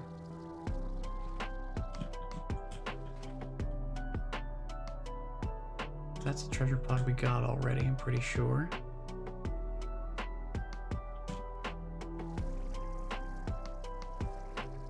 Yeah, we got that one, okay.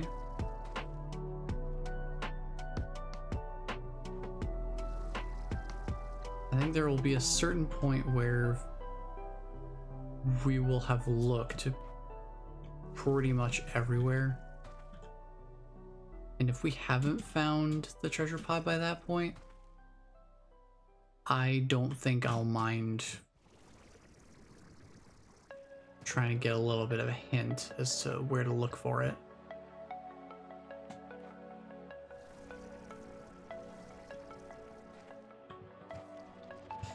Not to say that we won't find it, but as a just in case. Just in case we don't find it within, you know, a marginally reasonable amount of time. We do have our backup plan in case we need it. We may not need it, but just in case. So there's one in here. Okay, so here's a great example of the limitations of a two-dimensional map. So there's one right here, right where the little Beatrix icon is, right there.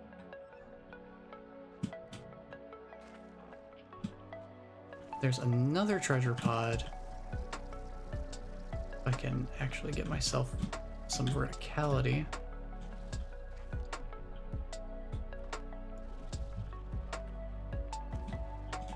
There's another treasure pod.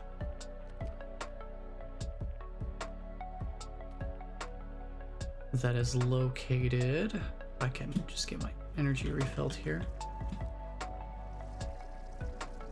Another treasure pod that is located.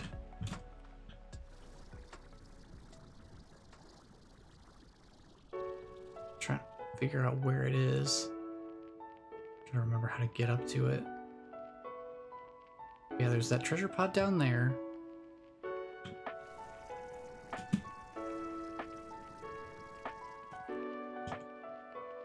And you have to come at it from the other side.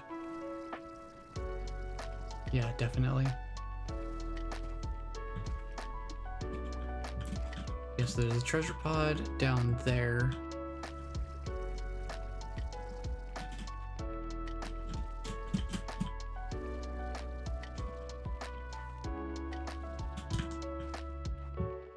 And then I look at my map here.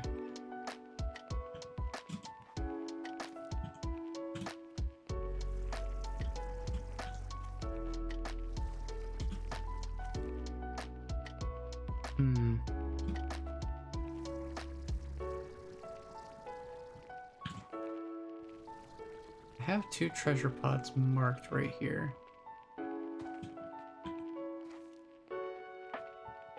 Trying to remember where the second one is. Because the second one I have marked is basically right where Beatrix's head is right now. But as far as the map markings go, they're practically on top of each other.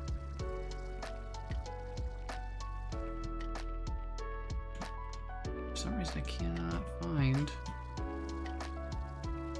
where this treasure pod is that I have marked. That's always a good sign. Oh well. I'm not here to find the ones that I already marked.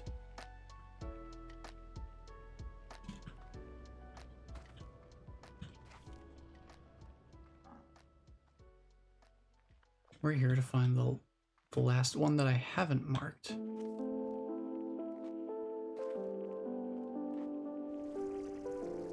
Oh, it's because it's down here. So there's a treasure pod up there. And then there's a treasure pod right here that is basically, as far as the map, the 2-dimensional map is concerned, they may as well be directly next to each other.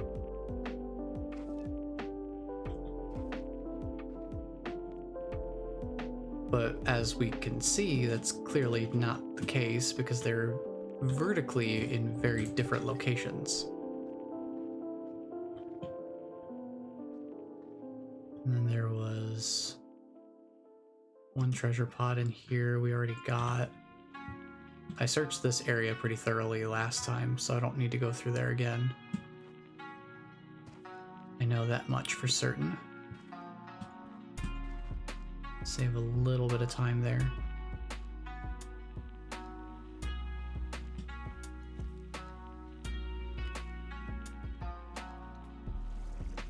Now, before we dive into all of this, let me make sure I've got some verticality first.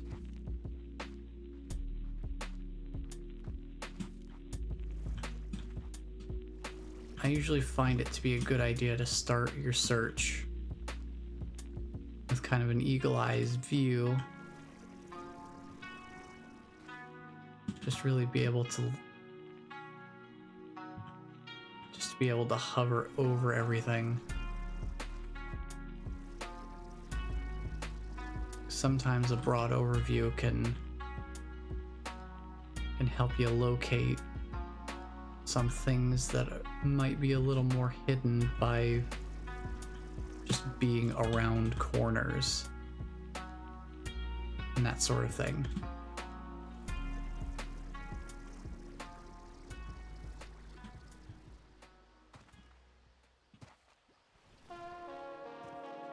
Does not seem like there's anything here.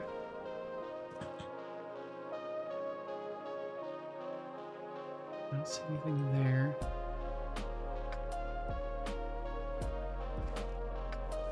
I don't think they've got anything hidden amidst the different tree branches and roots and stuff here. No, that's all clear.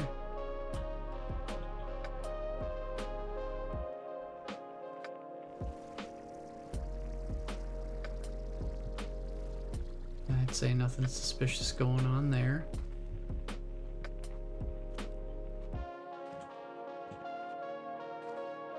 Yeah, this spot right here, this is the first Tanuki statue I ever saw, or ringtail statue, I should say. First time I ever saw the ringtail slime. Right in that exact spot. Sitting in that exact position.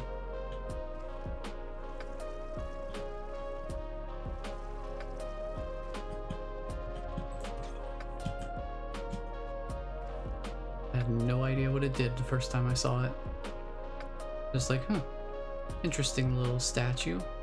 Kind of made me think of the slime toys from Slime Rancher 1.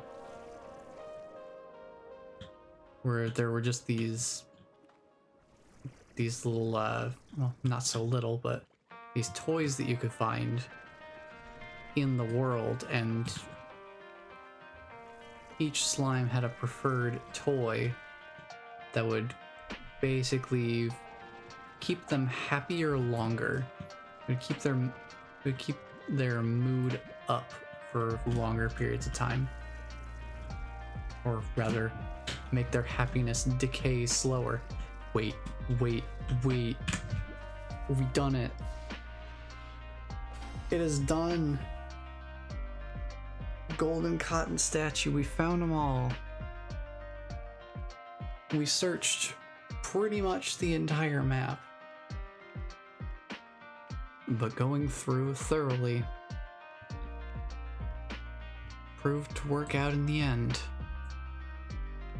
Makes sense, but it's still cool. It's still cool to have it done. Got that circled and saved. So there we go. We have officially found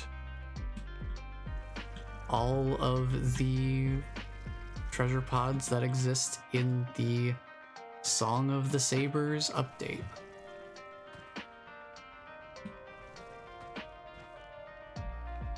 So now that that's taken care of,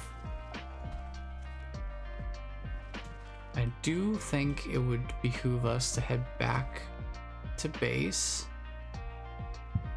considering that we've got some resources to deposit, but also we have been away from the ranch for a little bit, and I get the feeling we might be needing to do some upkeep.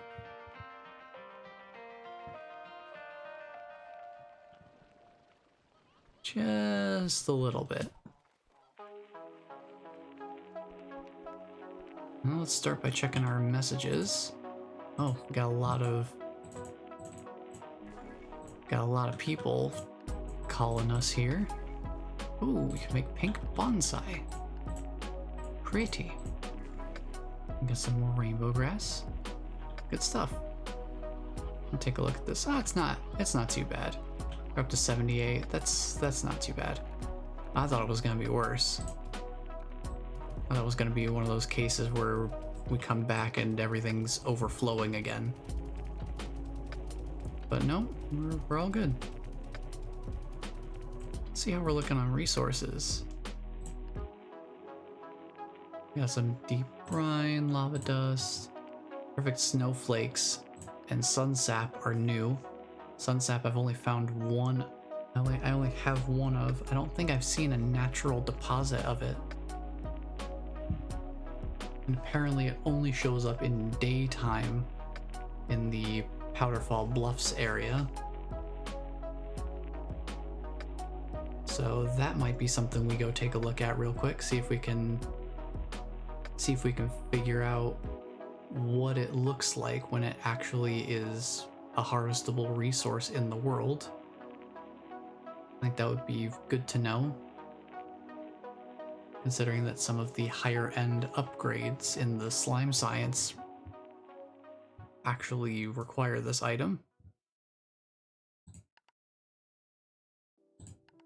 Slime fossils are also new.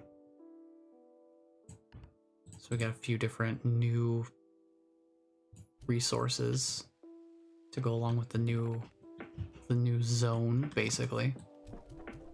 Got a decent amount of moondew nectar. Not that I really planned to use it, but kind of fun to have. Okay. So since the sun is setting right now, we're not going to have very much daytime to actually go look for the sun sap in Powderfall Bluffs.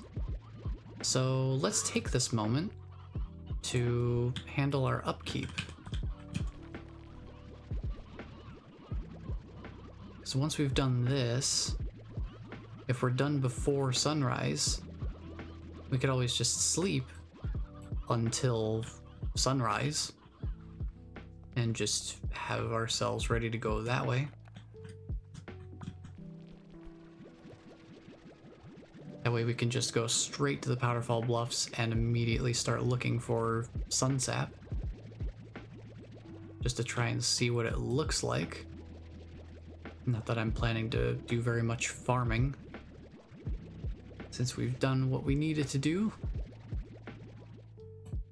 We did what we set out to do. We found the treasure pods.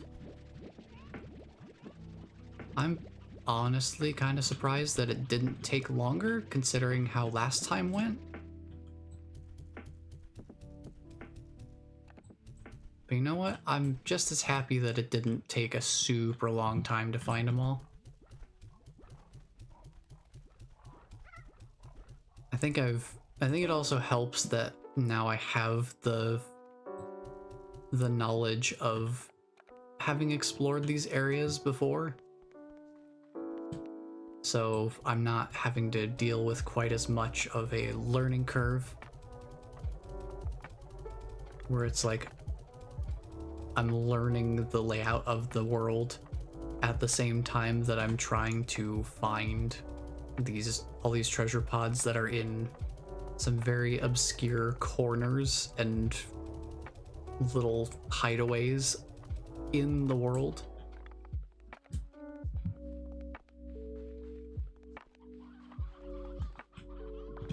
Now that I know the layout of the areas a lot more confidently, it makes it a lot easier to break it down into more manageable pieces too, to be able to actually confidently say whether or not I've fully scoured a certain section of the map or not. Because I can feel more confident in saying, yeah, I know this area well enough to know that there's nowhere else to look. Like, we definitively looked everywhere. And I think that's a confidence I didn't have the first time around, so it made hunting down those treasure pods quite an adventure.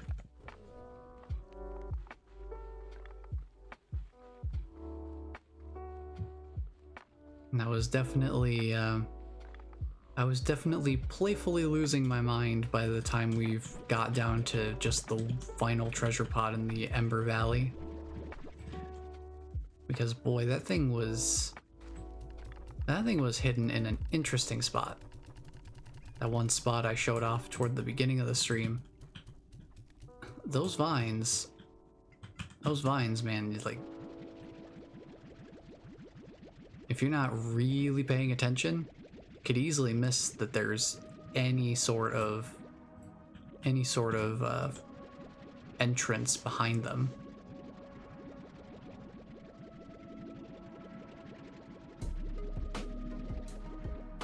Thankfully, it seems like we've gotten everything pretty well taken care of here. And we've got no problem at all. We've got everything marked. So that was the other thing, is coming into this, I've apparently forgot to mark 2 of the treasure pods that I found in the Starlight Strand during the last time that we had gone through this experience. So I had to find those 2 treasure pods that I had already found and make sure that they were marked on the map as I had found them.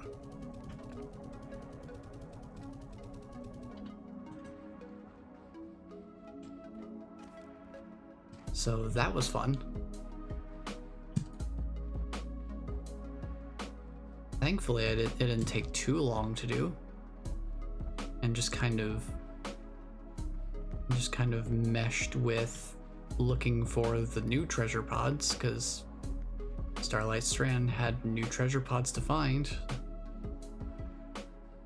So I could just keep an eye out for which treasure pods were unmarked on the map along the way. Oh yeah, these guys I don't need to worry about. Prayer hens are full. I might actually take these guys out of commission for now, because we've got a stash of them. I don't think we need to keep them at all. I think we're good on this, because we've got 100 in here, and then we've also got 100 of the chicks in there and 100 of the adults in here. So I think we're good to just leave these guys out completely for the time being, since the slime that favors it, the boom slime, is not currently on our ranch as part of our effort to simplify so that we could search for treasure pods. I'm thinking I'll probably keep the ranch simplified like this for the time being, because in future updates we're probably going to need to go looking for treasure pods again, and since I still have all of the slime plorts maxed out on storage in the refinery, it's not like I really need to be generating more. I mean, I have plenty of money, so even generating plorts for the purpose of selling them isn't really super important at this point in time. Now these guys, there's just a lot of them. I gotta deal with these guys. I'll probably just drop them off in the flutter angler largo enclosure. So let's see, why are these guys here? Shouldn't be here at all. One thing that makes the chickens kind of difficult to manage is that if they're in a separate area and you come back and there's a bunch of chicks that all grow up at the same time, they kind of throw each other into the air just by, like collision shoving. They all suddenly take up more space all at the same time. So they kind of have to shove each other out of the way to make space. And unfortunately, that means that they just kind of shoot over this wall sometimes too. It's not even very uncommon at all. Like, almost every time I go back there is at least one chicken that is just outside of the coop for that exact reason. And I've seen it happen, that's why I know that that's what's happening. I've come into the area and seen a bunch of them all, grow up at the same time.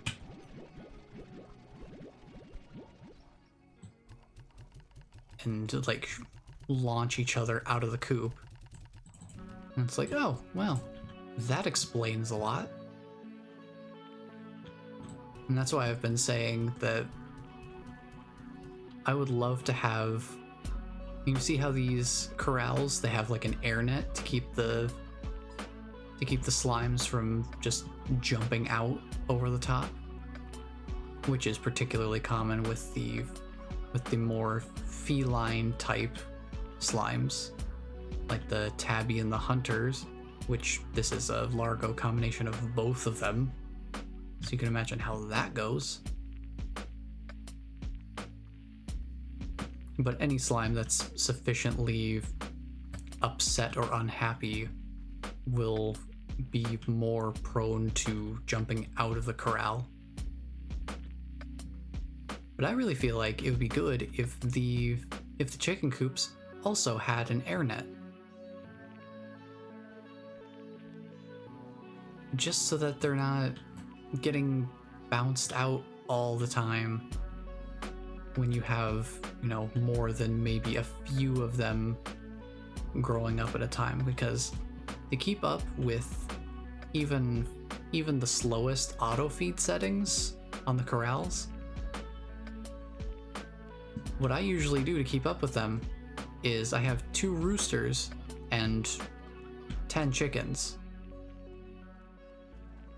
And that usually is enough to, you know, barely keep up a sort of decent equilibrium with the amount of feeding that happens versus the rate at which the chickens reproduce. Unfortunately, that also means that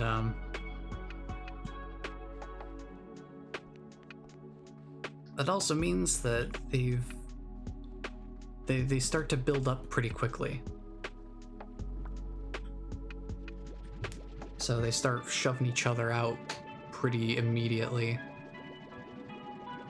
after you've been away for like maybe a day or two. Which, if you're anything like me, will be happening quite frequently because you'll be out, you know, gathering as many slime science resources as you can, like the jellystone or the buzzwax and stuff like that. You'll be out gathering that for extended periods of time, and you come back and there's chickens just outside of the coop because they've launched each other out.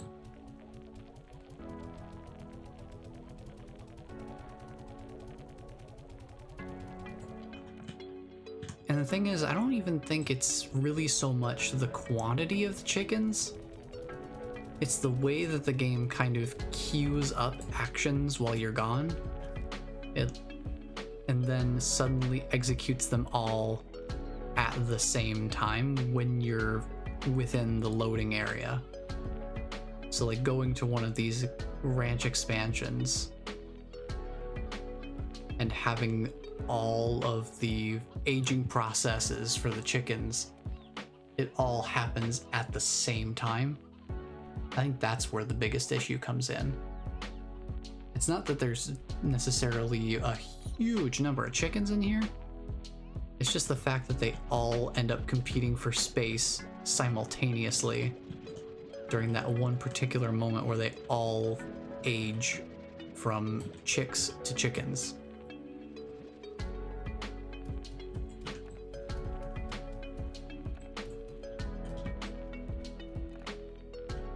So, okay.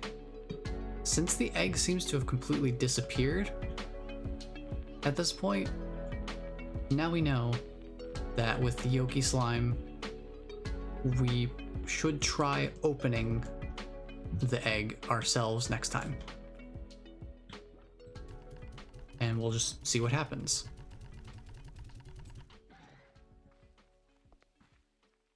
Oh yeah, you still have more plorts to deal with. Let me do that real quick. And it should be almost sunrise.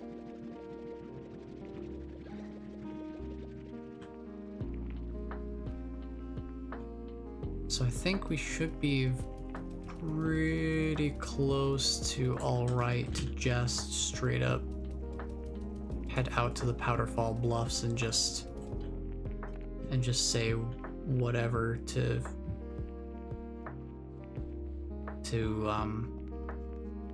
sleeping to make that time pass by a little quicker.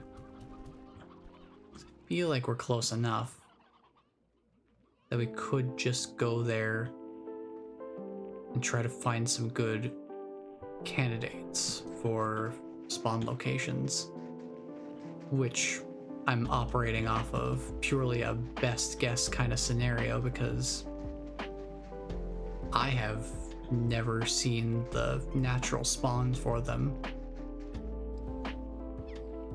I've only ever gotten the sun sap from the Saber Gordo loot box that they drop.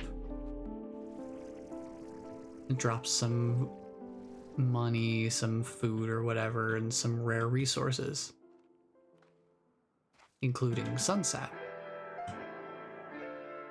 Okay, so the light bridges are dark, or they're not solid, I should say. So that means it should be daytime. And if my understanding is correct, these red trees should be the source of the sun sap, if I'm not mistaken. So just real quick, kind of take a look around at some of these trees. Let's see if any of them look like they've got some sap coming out of them. It says it should be toward the bottom from what little I've kind of gleaned, because I didn't want to spoil too much.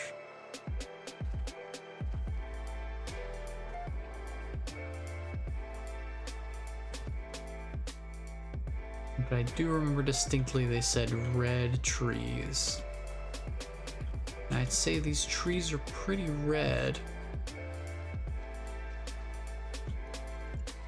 Though I suppose it would also help if I knew the spawning rules for the slime science resources. The resource nodes. This tree might be a pretty good candidate. It's a pretty sizable tree trunk. Seems like a spot where they might spawn a resource on it. This one also seems like a good candidate. So I feel like maybe trees like this, those seem like probable spots for this sun sap to spawn. I also don't know if it would spawn while I'm kind of like around, or if I need to be away from the area so that it can kind of spawn in without me seeing it, you know? Real quick, I'm gonna snooze this ad because we don't need ads. We don't need those. Probably gonna be wrapping up here pretty soon anyway,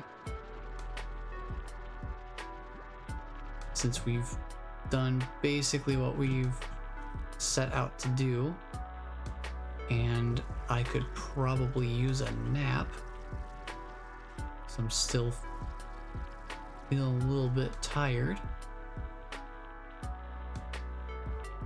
but I definitely did not want to leave y'all hanging on the treasure pot hunt, and honestly it went pretty well, all things considered. I'm surprised it went as smoothly as it did. I guess I've learned my lesson from last time and came into this with a much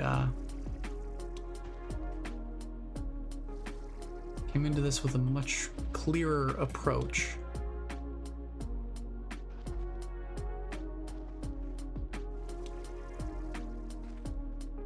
Because I think my first time searching for all the treasure pods here was a little more chaotic.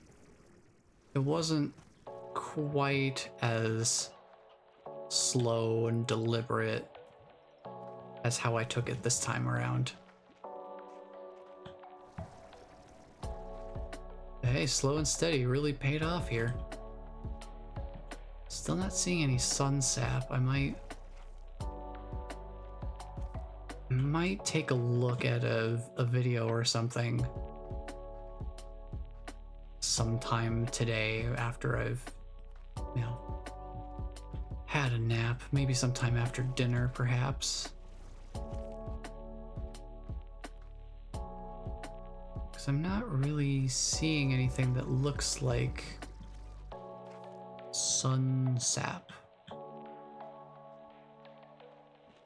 I'm pretty sure it's supposed to be on red trees during the day toward the bottom of the tree. And I've been looking around at red trees during the daytime around the bottom of the tree, and I still haven't seen nothing. So instead of running around in constant circles looking for something that I may not even be looking in the right place for, I figure we'd probably call that a stream. A little shorter than usual, but it's for good reason. I'm tired. I gotta get my good sleeps, even just a little bit. And there have definitely been plenty of times where I've gone longer than my usual 4-hour general time allotment that I kind of set out. Oh, gold slime. Well, rip. Oh well, there will be other opportunities. I didn't realize it was there till it was too late. Kind of hard to tell apart a gold slime when there's all these cotton slimes that look almost the exact same shade of, you know, yellow. Just go deposit this real quick. And we'll go check on our Yolky Slime one more time. Excuse me, just in case he's done anything sort of egg related. Oh, we got another egg. Hold on, I gotta snooze this ad one more time. Buy us another 5 minutes.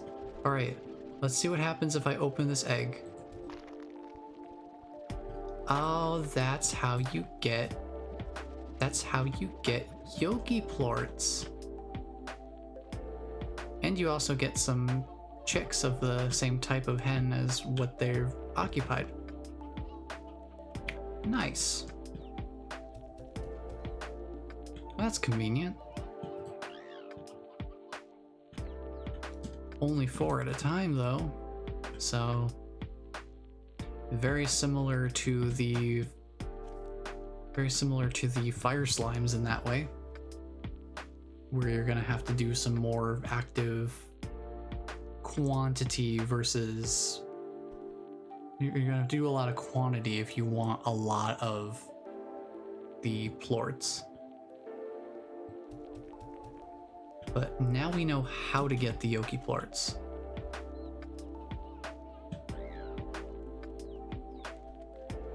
So make sure you crack open those eggs. Can't make an omelet without breaking a few eggs. Suppose that's the kind of attitude you gotta have about it. Can't get the Yolky plorts unless you crack open the egg to get them. So as we've seen, it will just disappear if you don't interact with it.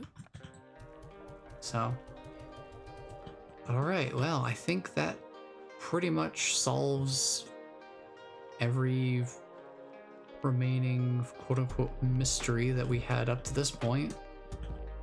I will double check real quick just to see about the sun sap.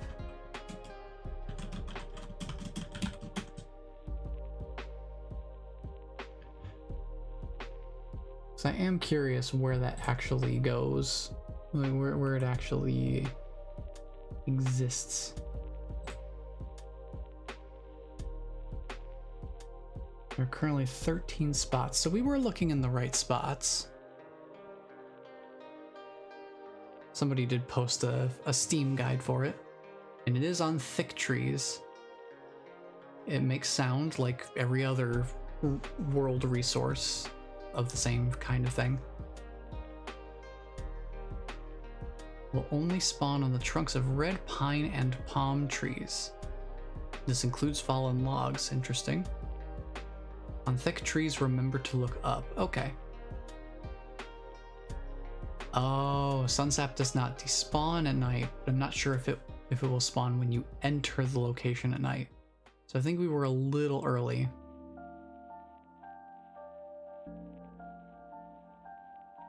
I think we were a little too early, but that's easily enough remedied, I suppose. Now, I am curious, now that we've been away from the area and now that it's solidly daytime, if we go to one of those areas, do you think we'll find any? We'll just take a super quick look. If we find any, great. If not, then it probably only spawns when daytime starts and you're not in the area when that happens.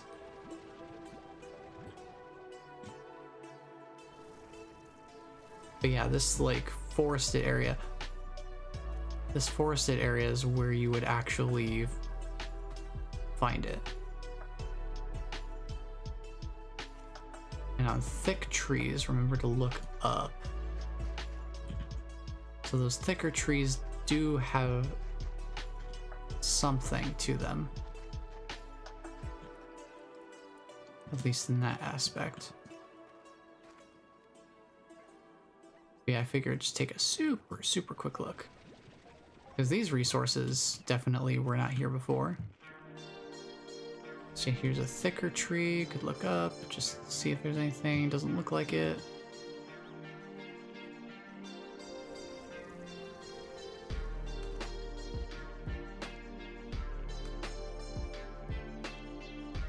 Apparently it's easier to find them by sound, and I wouldn't doubt it.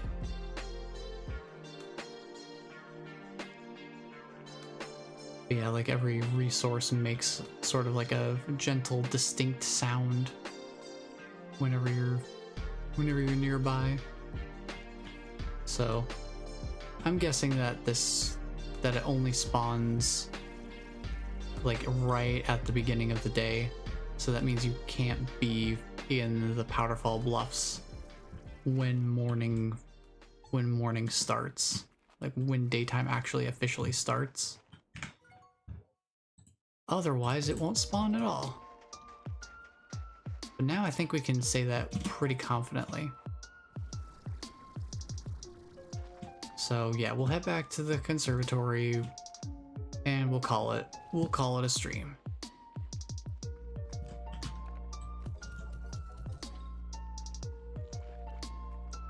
I do love that in the guide they actually say, specifically the first thing they say is it's easier to find than Gilded Ginger. Which if you've ever played Slime Rancher 1, you'll know how much of a pain in the butt it can be to find the Gilded Ginger resource. Though it is definitely well worth the effort to find it. So, I think that just about settles it. So, that will be it for me for today. We did it! We found all the pods. We found out what the Yolky Slime does, how to get its plorts, we have an idea of how to get Sunsap. We weren't able to verify it for ourselves firsthand, but I think with the information that's online and just kind of taking a look and testing that little tiny bit there, I think we can infer enough about how the spawning functions to say that we understand how it functions, at least on a basic level, to actually get Sunsap from its intended spawn points. So yeah, Song of the Sabers.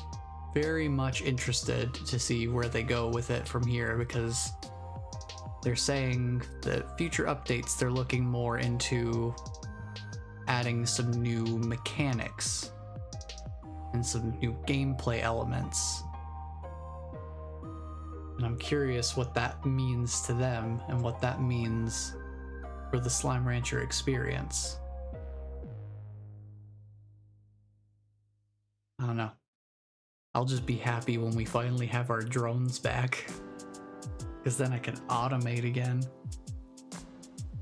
And automation will make going out and looking for the treasure pods a lot more, like even more chill and casual than what we were able to do today, because we can just set up drones to do things for us while we're gone.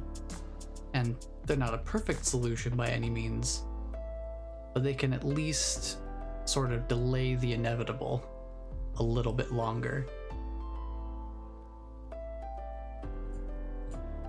But yeah,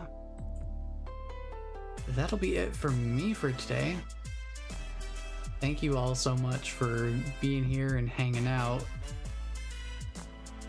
I'm not entirely sure what we'll be doing on the next stream. I'll have to figure it out. If anyone's got suggestions, feel free to suggest something to me over on Twitter. I do keep regular track of Twitter, so if you need to get a hold of me, that's probably the simplest way to do so. That way, they guaranteed the notification will show up on my phone and all that. I also put stream updates there in case I need to adjust anything at the last minute, or just anything relating to the stream. I put up like when I'm going live and when archives go up on YouTube as well.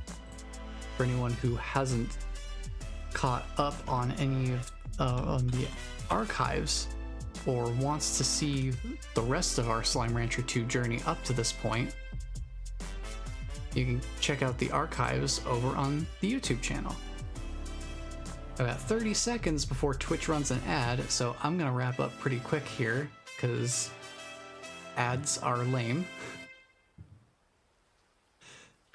So thank you all so much for being here and hanging out. I appreciate you all joining me on this kind of laid-back day. And until the next stream, take care, everyone.